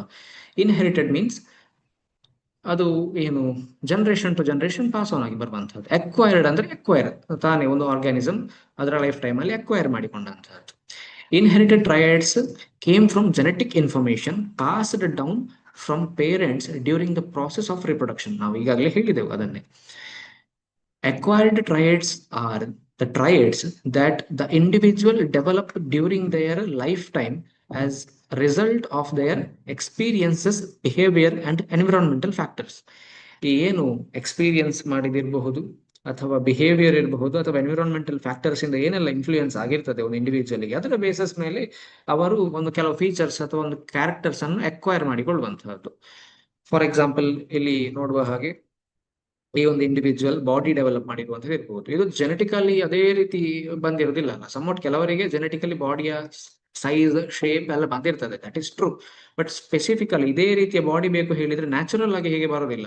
ವೆದರ್ ಅವರು ಆ ಪರ್ಟಿಕ್ಯುಲರ್ ಇಂಡಿವಿಜುವಲ್ ಒಂದು ಹೆವಿ ವರ್ಕ್ ಮಾಡಿರ್ಬೇಕು, ಯಾವ್ದಾದ್ರು ಒಂದು ಫಿಸಿಕಲಿ ತುಂಬಾನೇ ಏನು ಹಾರ್ಡ್ ಆಗಿರುವಂತಹ ಕೆಲಸ ಮಾಡಿರ್ಬೇಕು, ಇದರ ಏನು ಕಲ್ಲು ಹೊತ್ತುಕೊಂಡು ಹೋಗುದು ಆ ಟೈಪ್ ನ ದೊಡ್ಡ ಹಾರ್ಡ್ ಕೆಲಸ ಮಾಡಿರ್ಬಹುದು, ಅಥವಾ ಜಿಮ್ಗೆ ಹೋಗಿರಬಹುದು, ಸ್ಪೆಸಿಫಿಕ್ ಆಗಿ ಬಾಡಿಯನ್ನೇ ಕಾನ್ಸಂಟ್ರೇಟ್ ಮಾಡಿ ಇದೇ ರೀತಿಯಾದಂತಹ ವರ್ಕೌಟ್ ಮಾಡಿರ್ಬೋದು. ಹಾಗಾಗಿ ಈ ರೀತಿಯಾದಂತಹ ರಿಸಲ್ಟೆಂಟ್ ಬಂದು ಆ ಹ್ಯೂಮನ್ ಈಸ್ ಏನು ಫಿಸಿಕಲ್ ಈ ರೀತಿ ಕಾಣುವಂತಹದ್ದು ಅಪಿಯರೆನ್ಸ್. ದಿಸ್ ಇಸ್ ಮೆಂಟ್ ಆ ವ್ಯಕ್ತಿಯೇ ಮಾಡಿಕೊಂಡದ್ದು ಜಿಮ್ಮಿಗೋ ಅಥವಾ ಯಾವ್ದಾದ್ರು ರೀತಿಯ ಎಕ್ಸ್ಟರ್ನಲ್ ಪ್ರೆಷರ್ ಇದ್ದಾಗಿ.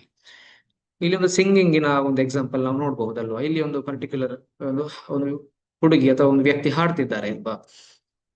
ಹಾಡುದು ಸಹ ಏನು ಅವರು ಅವರ ಏಜ್ ಅಲ್ಲಿ ಸಣ್ಣ ಏಜ್ ಇಂದಲೋ ಅಥವಾ ಯಾವಾಗ್ಲೂ ಅವರೊಂದು ಪ್ರಾಕ್ಟೀಸ್ ಮಾಡಿ ಮಾಡಿ ಮಾಡಿ ಕಂಟಿನ್ಯೂಸ್ ಪ್ರಾಕ್ಟೀಸ್ ಆದ್ಮೇಲೆ ಅವರ ಥ್ರೋಟ್ ಅಲ್ಲಿ ಒಂದು ವಾಯ್ಸ್ ಮಾಡ್ಯುಲೇಷನ್ ಆಗಿ ಆಮೇಲೆ ಅವರಿಗೆ ಒಂದು ಒಳ್ಳೆಯ ಒಂದು ಟೋನ್ ಅಥವಾ ಒಳ್ಳೆಯ ಹಾಡುವ ಒಂದು ಮೆಥಡ್ ಅವರಿಗೆ ಅದು ಪ್ರಾಕ್ಟೀಸ್ ಆಗುವಂತಹದ್ದು.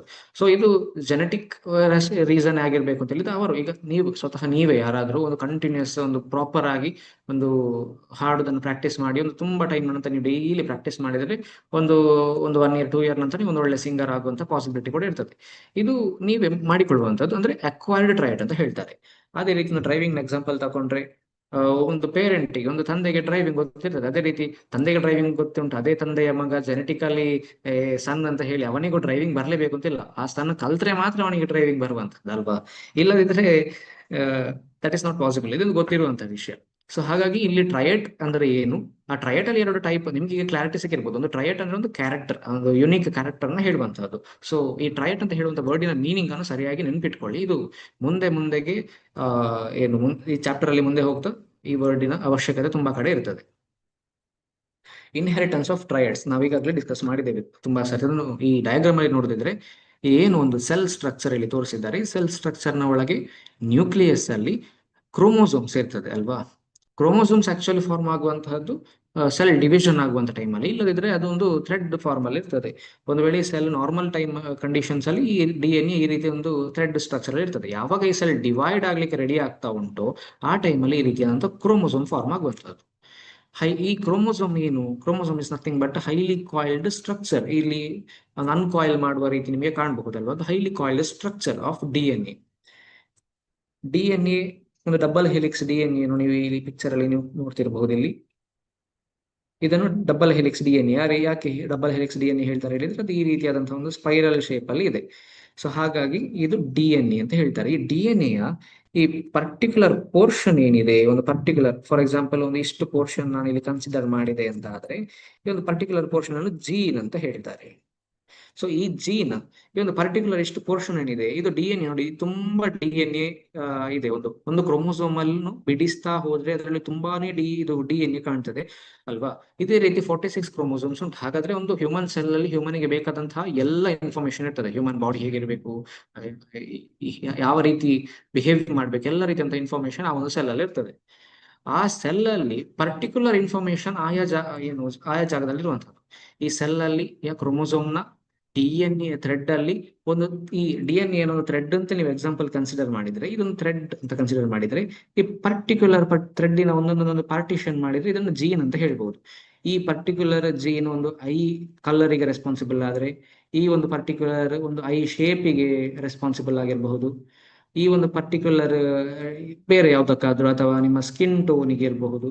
ಅದೇ ರೀತಿ ಅದರ ಫಂಕ್ಷನಿಂಗ್, ಅದರ ಇನ್ಫಾರ್ಮೇಶನ್ ಸ್ಟೋರಿಂಗ್ ಮೆಥಡ್ ಆ ರೀತಿ ಇರುವಂತಹ ರೂಲ್ಸ್ ಆಫ್ ಹೆರಿಡಿಟಿ. ಅಂದ್ರೆ ಹೆರಿಡಿಟಿ ನಿಮಗೆ ಯಾವ ರೀತಿ ಇನ್ಹೆರಿಟ್ ಆಗ್ತದೆ, ಪೇರೆಂಟ್ ಇಂದ ಯಾವ ರೀತಿ ಬರ್ತದೆ ಅಂತ ನಾವು ನೋಡುವ. ಇನ್ಹೆರಿಟೆನ್ಸ್ ಆಫ್ ಟ್ರಯಾಡ್ಸ್, ಈ ಟ್ರಯಾಡ್ಸ್ ಯಾವ ರೀತಿ ಇನ್ಹೆರಿಟ್ ಆಗ್ತದೆ ಅಂತ ನೋಡ್ತಿದ್ರೆ patterns of heredity or inheritance is mainly depending on the rules of heredity. ಅದನ್ನು ಹೇಗೆ ನೋಡುದು ಅಂತ ನೋಡುವ.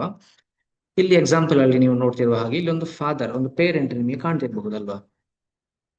ಇಲ್ಲೊಂದು ಮದರ್. ಈ ಇಬ್ಬರ ಸೆಕ್ಷುವಲ್ ರಿಪ್ರೊಡಕ್ಷನ್ ನ ಕಾಂಟ್ರಿಬ್ಯೂಷನ್ ಆಗಿ ಇಲ್ಲಿ ಏನು ಸ್ಪರ್ಮ್ ಏನಿದೆ, ಮತ್ತೆ ಈ ಫಿಮೇಲ್ ನ ಕಾಂಟ್ರಿಬ್ಯೂಷನ್ ಆಗಿ ಇಲ್ಲಿ ಏನು ಓವಾ ಅಥವಾ ಎಗ್ ಸೆಲ್ ಏನಿದೆ ಇದು ಯುನಿಸೆಲ್ಯುಲರ್ ಅಲ್ಲ, ಸಿಂಗಲ್ ಸೆಲ್. ಇದು ಎರಡು ಕೂಡ ನಾನು ಆಗ್ಲಿ ತುಂಬಾ ಸ್ಟ್ರೆಸ್ ಮಾಡಿ ಹೇಳಿದೆ ಫಸ್ಟ್ ಇಂಟ್ರೊಡಕ್ಷನ್ ಅಲ್ಲಿ ಒಂದು ಕಡೆ. 46 pairs of chromosomes normal cell ಅಲ್ಲಿ ಇರ್ತದೆ, ಅಲ್ಲ ಸಾರಿ 23 ಪೇರ್ಸ್ ಆಫ್ ಕ್ರೋಮೋಸೋಮ್ಸ್ ಅಂದ್ರೆ 23 ಪೇರ್ಸ್ ಹಿಡಿದ್ರೆ ಈಚ್ ಪೇರ್ ಕಂಟೈನ್ಸ್ 2 ಅಲ್ವಾ, ಅಂದ್ರೆ 23 ಪೇರ್ಸ್ ಅಂದ್ರೆ 46 ಕ್ರೋಮೋಸೋಮ್ಸ್. ಪ್ರತಿ ಹ್ಯೂಮನ್ ಸೆಲ್ ಅಲ್ಲಿ 46 ಕ್ರೋಮೋಸೋಮ್ಸ್ ಇರ್ತದೆ. ಅದು ಈ ಪರ್ಟಿಕ್ಯುಲರ್ ಜರ್ಮ್ ಸೆಲ್ ಅಂದ್ರೆ ಸ್ಪರ್ಮ್ ಅಥವಾ ಓವಮ್ ಅಲ್ಲಿ ಅದು 23 ಇರ್ತದೆ ಅಂತ ಹೇಳಿದೆ. ಸೊ ಈ ಇದರಲ್ಲಿರುವಂತಹ ಇಲ್ಲಿ ಏನು ತುಂಬಾನೇ 23 ಏನು ಜೀನ್ ಸಾರಿ ಅದಕ್ಕೇನು ಹೇಳ್ತಾರೆ 23 ಕ್ರೋಮೋಸೋಮ್ಸ್ ಏನಿದೆ ಇದು ಎರಡೂ ಸಹ ಸೇರಿಕೊಂಡು 46 ಆಗಿ ಈ ಪರ್ಟಿಕ್ಯುಲರ್ ಝೈಗೋಟ್ ಅಲ್ಲಿ ಅಕ್ಯುಮುಲೇಟ್ ಆಗುವಂತಹದ್ದು. ಇದನ್ನು ಕ್ಲಿಯರ್ ಆಗಿ ನೋಡೋದಿದ್ರೆ ನಾವು ಈ ಹಿಂದಿನ ಪಿಕ್ಚರ್ ನೋಡುವ. ಇಲ್ಲಿ ನೋಡಿ 23 ಈ ರೀತಿ ಇದೊಂದು ಓವಮ್ ಸೆಲ್, ಇದು ಸ್ಪರ್ಮ್ ಸೆಲ್. ಇಲ್ಲಿ 23 ಕ್ರೋಮೋಸೋಮ್ಸ್ ಏನಿದೆ ಇದು 46 ಆಗಿ ಈ ಝೈಗೋಟ್ ಅಲ್ಲಿ ಉಂಟು. ಅದನ್ನೇ ಇಲ್ಲಿ ಈ ಒಂದು ಚಾರ್ಟ್ ಮೂಲಕ ತೋರಿಸುವಂತಹದ್ದು ಅಲ್ವಾ. ಇಲ್ಲಿ ಏನು ಪಾಸ್ ಆನ್ ಆಗ್ತದೆ ಇದರಲ್ಲಿ DNA ಅಥವಾ ಜೀನ್ಸ್ ಅಥವಾ ಅಂದ್ರೆ ಟೋಟಲ್ ಕ್ರೋಮೋಸೋಮ್ಸ್ ಇರ್ತದೆ ಇಲ್ಲಿದ್ದ ಹಾಗೆ ಈ ಕ್ರೋಮೋಸೋಮ್ಸ್ ಪಾಸ್ ಆಗುವಂತಹದ್ದು. ಈ ಕ್ರೋಮೋಸೋಮ್ಸ್ ಅಲ್ಲಿ ಏನಿರ್ತದೆ DNA ಇರ್ತದೆ. ಆ DNA ಅನ್ನು ಮತ್ತಷ್ಟು ನಿಮ್ಗೆ ಅರ್ಥ ಆಗುವಾಗ ಹೇಳಿದ್ರೆ ಝೂಮ್ ಮಾಡಿ ನೋಡಿದ್ರೆ ಅದರಲ್ಲಿ ಜೀನ್ಸ್ ಇರ್ತದೆ ಅಂತ ಹೇಳ್ತಿರಲ್ಲ, ಅದೇ ರೀತಿ ಇದರಲ್ಲಿ ಒಂದು ಲಕ್ಷ ಕೋಟಿ ಗಟ್ಟಲೆ ಜೀನ್ಗಳು ಪಾಸ್ ಆಗಿ ಹೋಗಿ ಈ ರೀತಿ ಝೈಗೋಟ್ ಯುನಿಸೆಲ್ಯುಲರ್ ಝೈಗೋಟ್ ಫಾರ್ಮೇಶನ್ ಆಗಿ ಮತ್ತೆ ಅದು ಫರ್ದರ್ ಡೆವಲಪ್ಮೆಂಟ್ ಆಗಿ ಎಂಬ್ರಿಯೋ ಆಗಿ ಮತ್ತೆ ಒಂದು ಪರ್ಟಿಕ್ಯುಲರ್ ಇಂಡಿವಿಜುವಲ್ ಆಗಿ ಹುಟ್ಟುವಂಥದ್ದು. ಇದು ಗೊತ್ತಿರುವ ವಿಷಯ. ಸೊ ಹಾಗಾಗಿ ಇಲ್ಲಿ ಪೇರೆಂಟ್ ಇಂದ ಸಹ ಇದು ಏನು DNA ಬಂದಿದೆ, ಫಾದರ್ ಇಂದ ಸಹ ಮದರ್ ಇಂದ ಸಹ DNA ಬಂದು ಅದೆರಡು ಕಂಬೈನ್ ಆಗಿ ಝೈಗೋಟ್ ಅಲ್ಲಿ ಕಂಬೈನ್ ಆಗಿ ಆಮೇಲೆ ಒಂದು ಇಂಡಿವಿಜುವಲ್ ಹುಟ್ಟಿರುವಂತದ್ದು.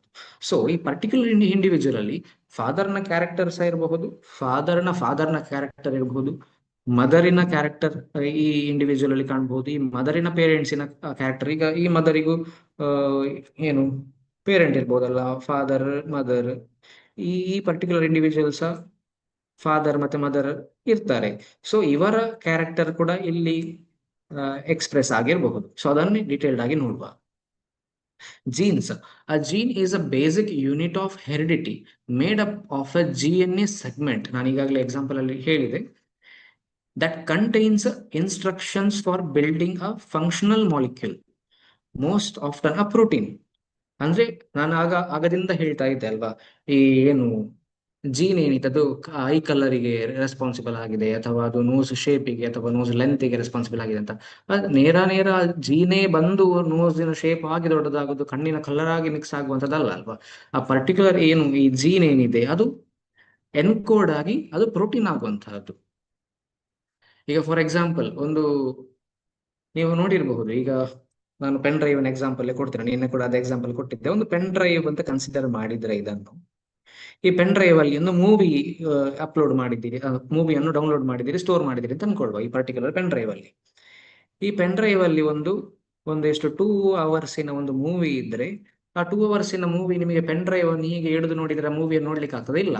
ಅದನ್ನೇನು ಮಾಡ್ಬೇಕು, ಪರ್ಟಿಕ್ಯುಲರ್ ಪೆನ್ ಡ್ರೈವ್ ಅನ್ನು ಟಿವಿಗೋ ಅಥವಾ ಯಾವ್ದಾದ್ರು ಒಂದು ಲ್ಯಾಪ್ಟಾಪಿಗೋ ಕಂಪ್ಯೂಟರ್ಗೆ ಕನೆಕ್ಟ್ ಮಾಡಿದ ಮೇಲೆ ಅದು ಪೆನ್ ಡ್ರೈವ್ ಅಲ್ಲಿ ಇರುವಂತಹ ಡಾಟಾ ಎನ್ಕೋಡ್ ಆಗಿ ನಿಮಗೆ ಟಿವಿಯಲ್ಲಿಯ ಸ್ಕ್ರೀನ್ ಎಲ್ಲ ಕಾಣುವಂಥದ್ದು. ಅದೇ ರೀತಿ ಈ ಡಿಎನ್ಎ ಕೂಡ ಏನಾಗ್ತದೆ, ಎನ್ಕೋಡ್ ಆಗಿ ಅದು ಪ್ರೋಟೀನ್ಸ್ ಆಗಿ ಕನ್ವರ್ಟ್ ಆಗಿ ಆ ಪ್ರೋಟೀನ್ಸ್ ಅಥವಾ ಬೇರೆ ಯಾವ್ದಾದ್ರು ಬಯೋಮಾಲಿಕ್ಯೂಲ್ಸ್ ಏನಿರ್ತದೋ ಅದು ಮತ್ತೆ ಬಂದು ಫರ್ದರ್ ಡೆವಲಪ್ ಆಗೋದು ಅಥವಾ ಇನ್ಫ್ಲೂಯೆನ್ಸ್ ಮಾಡೋದು, ಹಾರ್ಮೋನ್ ರಿಲೀಸ್ ಮಾಡುವಂತ ಇಂಥ ಫಂಕ್ಷನ್ಸ್ ಅನ್ನು ಮಾಡಿ ಈ ಕಣ್ಣಿನ ಕಲರ್ ಅನ್ನು ಅಥವಾ ನೋಸಿನ ಶೇಪ್ ಅನ್ನು ಅಥವಾ ಬಾಡಿ ಯಾವುದೇ ಒಂದು ಫೀಚರ್ ಅನ್ನು ಸಹ ಆ ರೀತಿ ಅದು ಅದು ಆ ರೀತಿ ಅದನ್ನು ಇನ್ಫ್ಲೂಯೆನ್ಸ್ ಮಾಡಿ ಕಂಟಿನ್ಯೂ ಮಾಡ್ತದೆ as reflected as the generation, previous generation reflection ತರ ಅಂತ ಹೇಳಬಹುದು.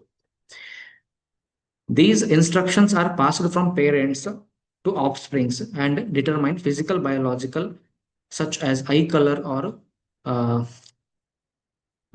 control cellular functions. ಈ ಜೀನ್ಸ್ ಬರೇ ಐ ಕಲರ್ ಅಥವಾ ಬೇರೆ ಫಿಸಿಕಲ್ ಏನು ಈ ಫೀಚರ್ಸ್ ಅನ್ನು ಮಾತ್ರ ಚೇಂಜಸ್ ಅಥವಾ ಅದನ್ನು ಇನ್ಫ್ಲೂಯೆನ್ಸ್ ಮಾಡೋದಷ್ಟೇ ಅಲ್ಲದೆ ಇದು ಸೆಲ್ಯುಲರ್ ಫಂಕ್ಷನ್ಸ್ ಅಥವಾ ಬಾಡಿ ಫಂಕ್ಷನ್ಸ್ ಅನ್ನು ಸಹ ಅದು ಕಂಟ್ರೋಲ್ ಮಾಡ್ತದೆ. ಫಾರ್ ಎಕ್ಸಾಂಪಲ್, ಈಗ ಒಬ್ಬರ ಕಣ್ಣು ಬ್ರೌನ್ ಇರಬಹುದು, ಒಬ್ಬರದ್ದು ಬ್ಲೂ ಇರಬಹುದು. ಅದೇ ರೀತಿ ಎಲ್ಲರಿಗೆ ಹಾರ್ಟ್ ಬೀಟ್ ಸೇಮ್ ಇರ್ತದೆ ಅಲ್ವಾ, ಕೆಲ ವೇರಿಯೇಷನ್ಸ್ ಇರ್ತದೆ ಅಕಾರ್ಡಿಂಗ್ಲಿ ಅವರ ಫಿಸಿಕಲ್ ಕಂಡೀಷನ್ ಮೇಲೆ. ಬಟ್ ಎಲ್ಲರ ಒಂದು ಆವರೇಜ್ ಸ್ಟ್ಯಾಂಡರ್ಡ್ ಹಾರ್ಟ್ ಬೀಟ್ ಒಂದು ಇಷ್ಟೇ ಅಂತ ಇರ್ತದೆ. ಹಾರ್ಟ್ ಬೀಟ್ ಇದೇ ರೀತಿ ಆಗ್ಬೇಕು ಅಂತ ಇರ್ತದೆ ನಾರ್ಮಲ್ ಹ್ಯೂಮನ್ ಬೀಯಿಂಗ್ಸ್ಗೆ. ಸಣ್ಣ ಪುಟ್ಟ ವೇರಿಯೇಷನ್ಸ್ ಇರಬಹುದು, ಬಟ್ ಹಾರ್ಟ್ ಬೀಟ್ ಅದೇ ರೀತಿ ಆಗ್ತದೆ. ಒಬ್ಬರಿಗೆ ಫಾರ್ ಎಕ್ಸಾಂಪಲ್ ಒಬ್ಬರಿಗೆ ಹೆಲ್ದಿ ಹಾರ್ಟ್ ರೇಟ್ ಒಂದು 72 ಬಿಟ್ವೀನ್ 18 ಇದ್ರೆ ಇನ್ನೊಬ್ಬರಿಗೆ 15 to 16 ಅಂತ ಇರ್ತದೆ. ಇಲ್ಲ, ಆ ಕಂಡೀಷನ್ ಅನ್ನು ಅಬ್ನಾರ್ಮಾಲಿಟಿ ಅಂತ ಕರೀತಾರೆ ಅಥವಾ ಡಿಸೀಸ್ ಡಿಸಾರ್ಡರ್ ಏನಾದ್ರು ಒಂದು ಕರೀತಾರೆ ಅಲ್ವಾ. ಸೊ ಈ ರೀತಿಯಾದಂತಹ ಒಂದು ಹ್ಯೂಮನಿಗೆ ಇಷ್ಟೇ ರೇಂಜ್ ಅಲ್ಲಿ ಹಾರ್ಟ್ ಬೀಟ್ ಇರಬೇಕು ಅಂತ ಸಹ ಒಂದು ಜೀನೇ ಡಿಸೈಡ್ ಮಾಡುವಂಥದ್ದು. ಸೊ ಬಾಡಿಯಲ್ಲಿ ತಲೆಯಿಂದ ಕಾಲು ತನಕ ಎಂಥದ್ದೇ ಇದ್ರದ್ದು ಜೀನ್ ಅವರ DNA ಇದರ ಮೇಲೆ ಇನ್ಫ್ಲೂಯೆನ್ಸ್ ಆಗಿರುವಂತಹದ್ದು, ಮತ್ತೆ ಅವರ ಎನ್ವಿರಾನ್ಮೆಂಟಲ್ ನ ಫ್ಯಾಕ್ಟರ್ಗಳ ಮೇಲೆ ಅದರಲ್ಲಿ ಚೇಂಜಸ್ಗಳಾಗುವಂತಹದ್ದು. Alleles. An allele is one of two or more alternative versions of a gene that can exist a specific location on a chromosome. ಅಂದ್ರೆ ಜೀನ್ ಮತ್ತೆ ಅಲೀಲ್ ಅಲ್ಲಿ ಡಿಫ್ರೆನ್ಸ್ ಎಂತ ಅಂತ ನೋಡ್ಲಿಕ್ಕೆ ಹೋದ್ರೆ, gene is nothing but an allele. ಅದನ್ನು ನಾನು detailed ಆಗಿ ಎಕ್ಸಾಂಪಲ್ ಅಲ್ಲಿ ಹೇಳ್ತೇನೆ. Allele are responsible for variations in inherited traits such as eye color or height, because they are different DNA sequences that code for a particular characteristic. ಇದನ್ನ example ಅಲ್ಲಿ ನೋಡಿದ್ರೆ ಇನ್ನಷ್ಟು clear ಆಗಿ ಅರ್ಥ ಆಗಬಹುದು.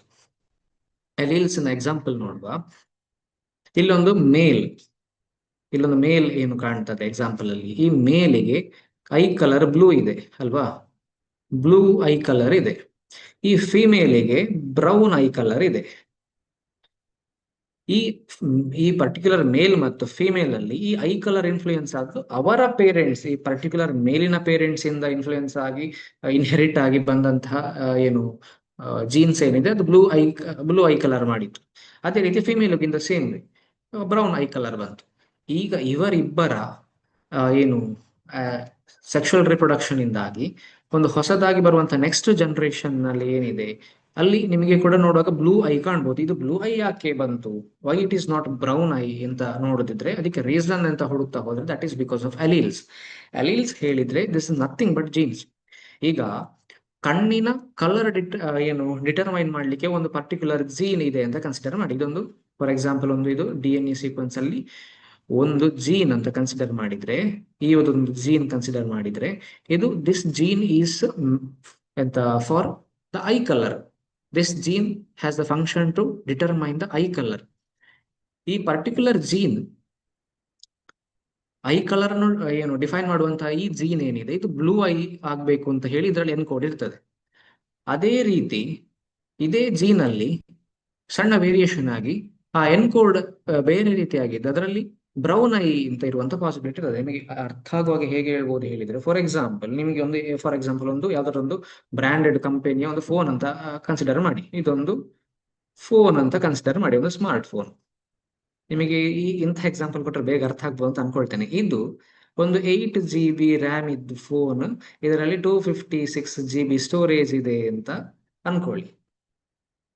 ಅದೇ ಸೇಮ್ ಫೋನ್ ಇನ್ನೊಂದು ವೇರಿಯಂಟ್ ಇದ್ದು ಅಂತ ಹೇಳ್ತಾರೆ. ಅದ ಏನಿದೆ ನೋಡ್ಲಿಕ್ಕೆ ಸೇಮ್ ಫೋನ್, ಅದು ಆಸ್ ಇಟ್ ಈಸ್ ಅದೇ ಕಂಪನಿ, ಅದೇ ಏನು ಎಲ್ಲ ಸಹ ರೇಟ್ ಸ್ವಲ್ಪ ಜಾಸ್ತಿ ಇರ್ತದೆ.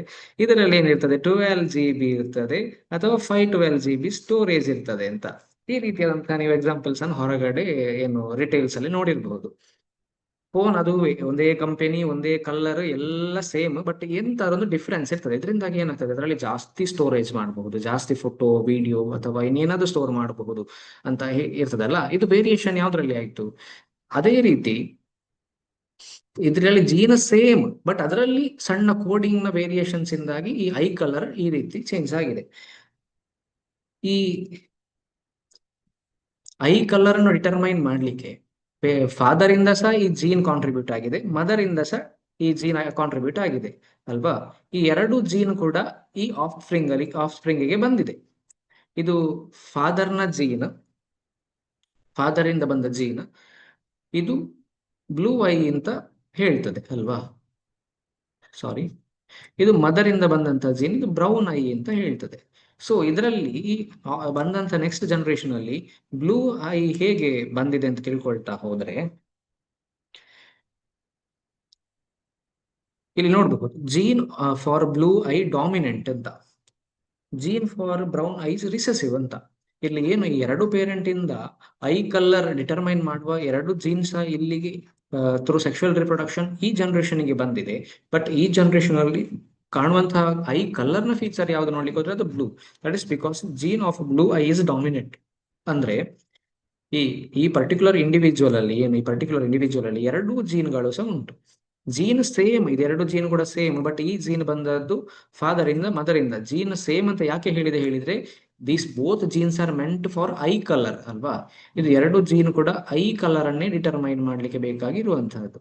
ಬಟ್ ಇದು ಇದರಲ್ಲಿ ಯಾವ ಜೀನ್ ಎಕ್ಸ್ಪ್ರೆಸ್ ಆಗಿದೆ, ಯಾವ ಐ ಕಲರ್ ಎಕ್ಸ್ಪ್ರೆಸ್ ಆಗಿದೆ ಅಂತ ನೋಡ್ಲಿಕ್ಕೆ ಹೋದ್ರೆ blue colour. So blue colour gene dominant ಆಗಿತ್ತು. What do you mean by dominant and recessive, ಇದನ್ನು ಡಿಟೇಲ್ಡ್ ಆಗಿ ನೆಕ್ಸ್ಟ್ ನೋಡುವ.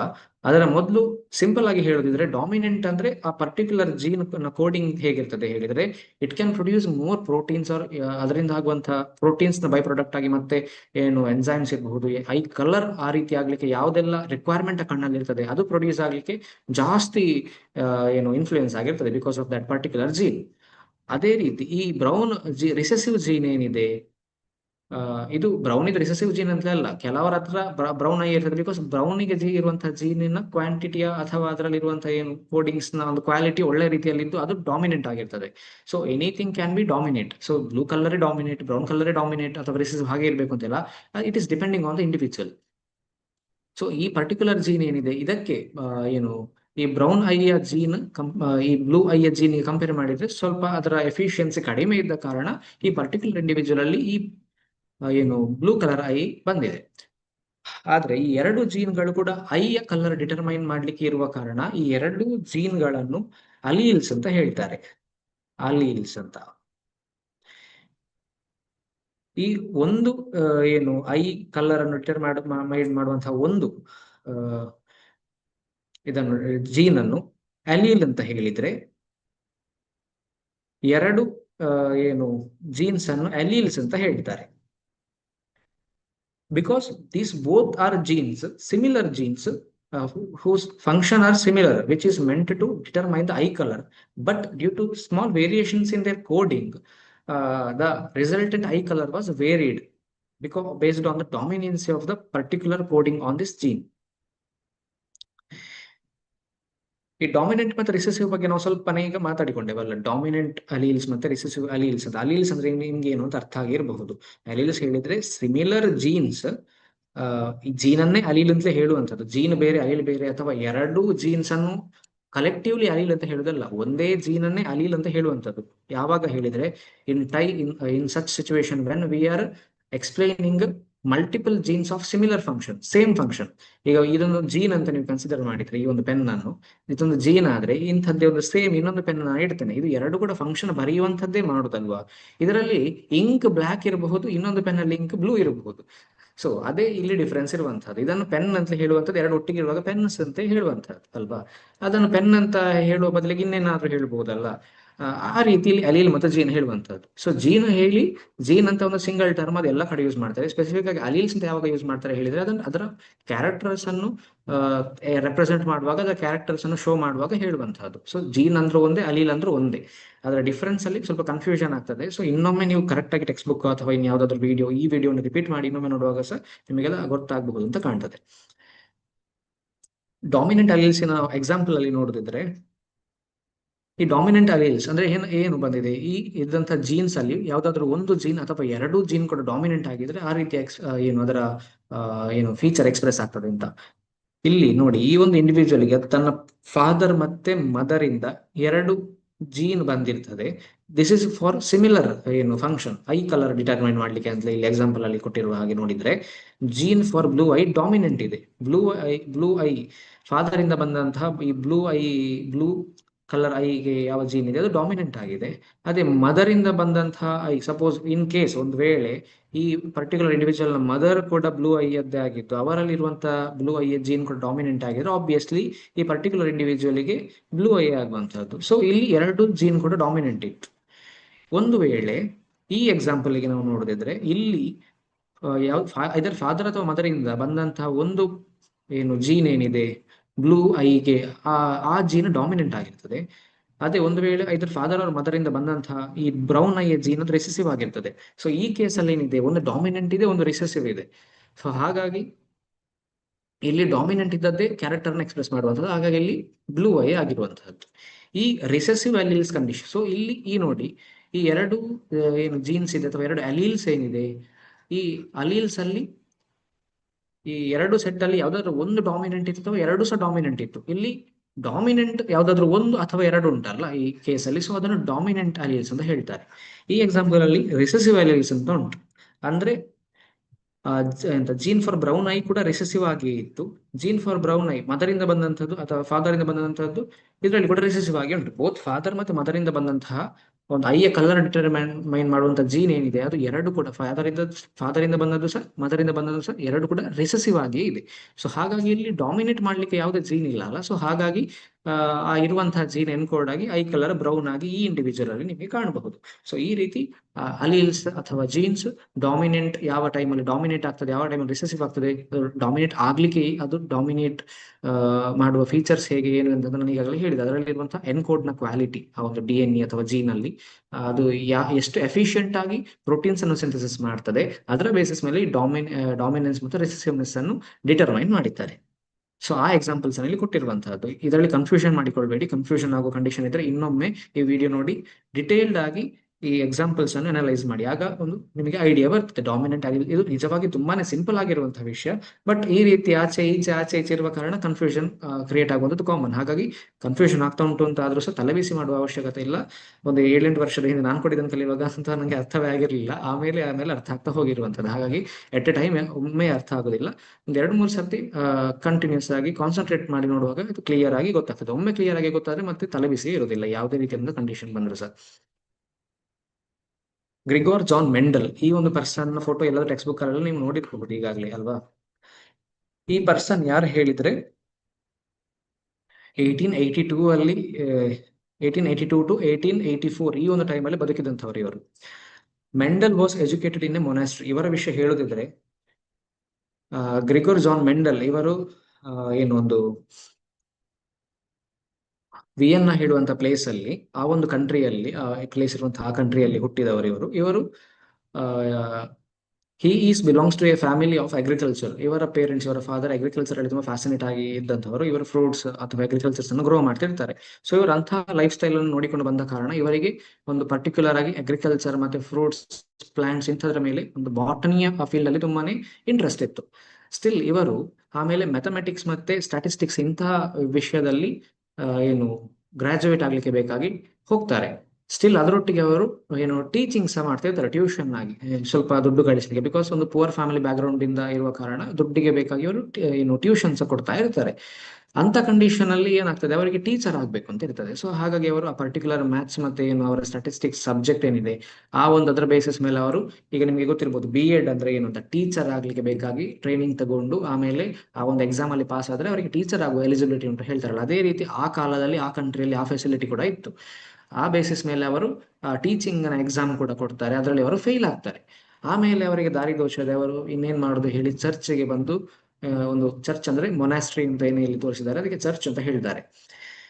ಆ ಒಂದು ಏನು ಅಲ್ಲಿ ಪರ್ಟಿಕ್ಯುಲರ್ ಆಗಿ ಬಂದು ಅಲ್ಲಿ ಒಂದು ಕೆಲಸ ಮಾಡುವಂಥದ್ದು ಅಥವಾ ಚರ್ಚಿನ ಒಂದು ಸೈಂಟ್ ಆಗುವಂಥದ್ದು ಇಂಥ ಆ ರೀತಿಯ ಆಲೋಚನೆಗಳನ್ನು ಮಾಡ್ತಾ ಅಲ್ಲಿ ಕೆಲಸ ಮಾಡ್ತಾ ಇರ್ತಾರೆ ಅವರು. ಸ್ಟಿಲ್ ಅವರಿಗೆ ಎಜುಕೇಶನ್ ಕಂಟಿನ್ಯೂ ಮಾಡುವಂತಹ ಒಂದು ಫ್ಯಾಸಿನೇಷನ್ ಅವರಲ್ಲಿದ್ದ ಕಾರಣ ಮತ್ತೆ ಅವರು ಈ ಫಿಸಿಕ್ಸ್, ಈ ಕೆಮಿಸ್ಟ್ರಿ ಇಂಥ ಸಬ್ಜೆಕ್ಟಿನ ಮೇಲೆ ಇನ್ನೊಮ್ಮೆ ಅವರು ಈ ವಿಯನ್ನಾ ಯೂನಿವರ್ಸಿಟಿಯಲ್ಲಿ ಹೋಗಿ ಅಲ್ಲಿ ಪುನಃ ಸ್ಟಡಿ ಮಾಡಿ ಅಲ್ಲಿ ಕೂಡ ಅವರು ಈ ಟೀಚಿಂಗ್ ಎಕ್ಸಾಮ್ ಅಲ್ಲಿ ಮತ್ತೊಮ್ಮೆ ಫೇಲ್ ಆಗ್ತಾರೆ. ಸೊ ಕಂಟಿನ್ಯೂಸ್ಲಿ ಅವರು ಫೇಲ್ ಆಗಿ ನನ್ನ ಕೈಯಿಂದ ಈ ತರ ವಿಷಯ ಆಗ್ಲಿಕ್ಕಿಲ್ಲ ಹೇಳಿ ಪುನಃ ಈ ಚರ್ಚೆಗೆ ಬಂದು ಅಲ್ಲಿ ಒಂದು ಸೈಂಟ್ ಆಗಿ ಅಲ್ಲೇ ಇದ್ದು ಬಿಡ್ತಾರೆ. ಆ ಒಂದು ಪರ್ಟಿಕ್ಯುಲರ್ ಚರ್ಚಿನ ಒಂದು ಗಾರ್ಡನ್ ಏನಿರ್ತದೆ ಆ ಗಾರ್ಡನ್ ಅಲ್ಲಿ ಅವರು ಬೇರೆ ಬೇರೆ ಪ್ಲಾಂಟ್ಸ್ ಬೆಳೆಸ್ತಾ ಒಂದು ಖುಷಿ ಪಡ್ತಾ ಇರ್ತಾರೆ.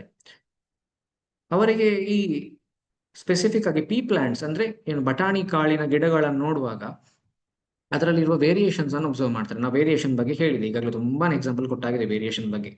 ವೇರಿಯೇಷನ್ಸ್ ಬಟಾಣಿ ಗಿಡದಲ್ಲಿ ಏನ್ ನೋಡ್ತಾರೆ ಹೇಳಿದ್ರೆ, ಬಟಾಣಿಯ ಕಾಳಿನ ಆ ಒಂದು ಸೈಜ್ ಇರಬಹುದು, ಕಲರ್ ಇರಬಹುದು, ಶೇಪ್ ಇರಬಹುದು, ಬಟಾಣಿ ಗಿಡದ ಒಂದು ಪೀ ಪ್ಲಾಂಟಿನ ಹೈಟ್ ಇರಬಹುದು, ಅಥವಾ ಅದರ ಒಂದು ಕಲರ್ ಆಫ್ ಫ್ಲವರ್ ಇರಬಹುದು. ಈ ಬೇರೆ ಬೇರೆ ಬೇರೆ ಟೈಪ್ಸ್ ಅನ್ನು ಅವರು ಅಬ್ಸರ್ವ್ ಮಾಡ್ತಾರೆ. ಇದು ಯಾಕೆ ಹೇಗೆ ಯಾಕೆ ಡಿಫ್ರೆಂಟ್ ಉಂಟು ಅಂತ ಅವರ ತಲೆಯಲ್ಲಿ ಒಂದು ಕ್ವಶನ್ ರೈಸ್ ಆಗ್ತದೆ. ಸೊ ಅದರ ಬೇಸಿಸ್ ಮೇಲೆ ಅವರು ಬೇರೆ ಬೇರೆ ಟೈಪ್ ನ ಇಂಥ ಪ್ಲಾಂಟ್ ಗಳನ್ನು ತೆಗೆದುಕೊಂಡು ಅದನ್ನು ಇಂಟರ್ ಕ್ರಾಸ್ ಮಾಡಿ ಅದರ ಮೇಲೆ ಅವರು ಎಕ್ಸ್ಪರಿಮೆಂಟ್ ಮಾಡಿ ಆಮೇಲೆ ಅವರು ಆ ಒಂದು ಪರ್ಟಿಕ್ಯುಲರ್, ಈಗ ಬಟಾಣಿ ಗಿಡದ ಮೇಲೆ ಇದರ ಮೊದಲು ಕೂಡ ಅವರಿಗಿಂತ ಮೊದಲು ಕೂಡ ಬೇರೆಯವರು ಅದರ ಬಗ್ಗೆ ಏನು ವೇರಿಯೇಷನ್ ಬಗ್ಗೆ ಸ್ಟಡಿ ಮಾಡಿದವರು ಅಥವಾ ಅದನ್ನು ಅಬ್ಸರ್ವ್ ಮಾಡಿದವರು ಇರಬಹುದು. ಬಟ್ ಆ ಒಂದು ಪರ್ಟಿಕ್ಯುಲರ್ ಸ್ಟಡಿಯನ್ನು ಪ್ರಾಪರ್ ಆಗಿ ಅವರ ಮ್ಯಾಥಮೆಟಿಕ್ಸ್ ಮತ್ತು ಸ್ಟಾಟಿಸ್ಟಿಕ್ ಅನ್ನು ಯೂಸ್ ಮಾಡಿಕೊಂಡು ಅದನ್ನು ಚಂದಕ್ಕೆ ಒಂದು ಪ್ರಾಪರ್ ಸಿಸ್ಟಮ್ಯಾಟಿಕ್ ಆಗಿ ಡಾಕ್ಯುಮೆಂಟ್ ಮಾಡಿ ಒಂದು ಆಸ್ ಅ ರಿಸರ್ಚ್ ತರ ಮಾಡಿರುವಂತಹದ್ದು ಈ ಜಾನ್ ಮೆಂಡಲ್ ಇವರು. ಹಾಗಾಗಿ ಏನು ಬಟ್ ಆ ಟೈಮಲ್ಲಿ ಇವರಿಗೆ ಈ ಜೀನ್ ಅಂದ್ರೆ ಏನು, DNA ಅಂದ್ರೆ ಏನು, ಇದರ ಬಗ್ಗೆ ಏನು ಗೊತ್ತಿರಲಿಲ್ಲ. ಅವರು ಏನು ಹೇಳ್ತಿದ್ರು ಹೇಳಿದ್ರೆ, ಈ ಏನು ಒಂದು ಜನರೇಷನ್ ಇಂದ ಇನ್ನೊಂದು ಜನರೇಷನ್ಗೆ ಈ ಪರ್ಟಿಕ್ಯುಲರ್ ಬಟಾಣಿ ಗಿಡದಲ್ಲಿ, ಬಟಾಣಿ ಗಿಡದ ಒಂದು ಜನರೇಷನ್ ಬಟಾಣಿ ಗಿಡದಲ್ಲಿ ಒಂದು ಬ್ಲೂ ಕಲರ್ ಅಥವಾ ಸಾರಿ ಗ್ರೀನ್ ಕಲರ್ನ ಒಂದು ಕಾಳಿದ್ರೆ, ಅದರ ನೆಕ್ಸ್ಟ್ ಜನರೇಷನ್ ಅಂದ್ರೆ ಆ ಬಟಾಣಿ ಗಿಡ ಆಯ್ತು, ಆ ಬಟಾಣಿ ಗಿಡದಿಂದ ಬಂದ ಬಟಾಣಿಯನ್ನು ತೆಗೆದು ಅಥವಾ ಪೀಯನ್ನು ತೆಗೆದು ಏನು ನೆಕ್ಸ್ಟ್ ಅದನ್ನು ಜರ್ಮಿನೇಟ್ ಮಾಡಿ ಹೊಸತು ಒಂದು ಪ್ಲಾಂಟ್ ಅಲ್ಲಿ ಬೆಳೆಸ್ತಾರೆ. ಆಗ ಇದು ಬಂದಂತ ಪ್ಲಾಂಟ್ ಅನ್ನು ಸೆಕೆಂಡ್ ಜನರೇಷನ್ ಹೇಳ್ತಾರಲ್ಲ, ಅದರಲ್ಲಿ ಕೂಡ ಅವರು ಕೆಲವು ಸಿಮಿಲಾರಿಟಿಯನ್ನು ನೋಡ್ತಾರೆ. ಗ್ರೀನ್ ಕಲರ್ ಇದ್ದೆ ಬಟಾಣಿಯನ್ನು ನೋಡ್ತಾರೆ, ಅಥವಾ ಅದರಲ್ಲಿ ಏನಾದರೂ ಸ್ವಲ್ಪ ಚೇಂಜಸ್ ಅನ್ನು ಒಬ್ಸರ್ವ್ ಮಾಡ್ತಾರೆ. ಸೊ ಈ ಎಲ್ಲ ಒಂದು ಏನು ವೇರಿಯೇಷನ್ಸ್ ಏನಿದೆ ಅದು ಅವರಿಗೆ ತುಂಬಾನೇ ಇಂಟ್ರೆಸ್ಟಿಂಗ್ ಆಗಿ ಬಂದದನ್ನು ಅವರು ಅದನ್ನು ಇಂಟರ್ಚೇಂಜ್ ಮಾಡಿ ಎಕ್ಸ್ಪೆರಿಮೆಂಟಲ್ ಆಗಿ ಮಾಡಿ ಅದನ್ನು ರೆಕಾರ್ಡ್ ಮಾಡ್ತಾರೆ. ಆ ಟೈಮಲ್ಲಿ ಅವರಿಗೆ ಅದು ಜೀನಿಂದ ಬಂದದ್ದು, DNA ಇಂದ ಇನ್ಫ್ಲೂಯೆನ್ಸ್ ಅಂತ ಗೊತ್ತಿರಲ್ಲ. ಅವರು ಯಾವುದೋ ಒಂದು ಫ್ಯಾಕ್ಟರ್ ಇಂದಾಗಿ ಈ ರೀತಿಯಾದಂತಹ features generation to generation pass ಆಗ್ತದೆ ಅಂತ ಅವರು ಆ ಟೈಮಲ್ಲೇ ಆಲೋಚನೆ ಮಾಡಿದ್ರು. ಹಾಗೆ ಬಟ್ ಆ ಟೈಮಲ್ಲಿ ಈ ಬಗ್ಗೆ ಬೇರೆ ಯಾರಿಗೂ ಗೊತ್ತಿಲ್ಲದೆ ಇರುವ ಕಾರಣ ಇವರ ರಿಸರ್ಚಿಗೂ ಅಷ್ಟೊಂದು ಪ್ರೋತ್ಸಾಹ ಸಿಗ್ಲಿಲ್ಲ, ಎನ್ಕರೇಜ್ಮೆಂಟ್ ಸಿಗ್ಲಿಲ್ಲ. ಹಾಗಾಗಿ ಅವರು 1884 ಅಲ್ಲಿ ತೀರಿ ಹೋದ್ಮೇಲೆ 1990s ಅಲ್ಲಿ ಯಾರೋ ಬೇರೆ ಸೈಂಟಿಸ್ಟ್ ಅವರ ಏನು ಈ ರಿಸರ್ಚ್ ಬುಕ್ ಅನ್ನು ನೋಡಿ ಆಮೇಲೆ ಅವರು ಅದರ ಮೇಲೆ ರಿಸರ್ಚ್ ಮಾಡಿ ಈ ಪರ್ಟಿಕ್ಯುಲರ್ ಏನು ಗ್ರಿಗೋರ್ ಜಾನ್ ಮೆಂಡಲ್ ಏನಿದ್ದಾರೆ ಇವರು ಇವರು ಒಳ್ಳೆ ವರ್ಕ್ ಮಾಡಿಟ್ಟು ಹೋಗಿದ್ದಾರೆ ಅಂತ ಆಮೇಲೆ ಇವರಿಗೆ ಒಂದು ಪಾಪ್ಯುಲಾರಿಟಿ ಸಿಕ್ಕಿರುವಂತಹದ್ದು.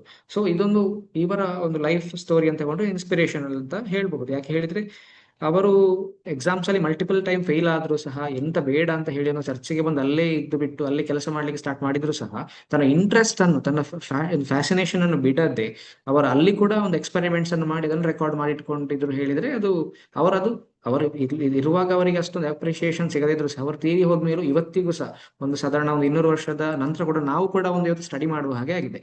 ಸೊ ಇದನ್ನು ನಾವೊಂದು ಕನ್ಸಿಡರ್ ಮಾಡಿಕೊಳ್ಬಹುದು ಆಸ್ ಇನ್ಸ್ಪಿರೇಷನ್ ಅಂತ.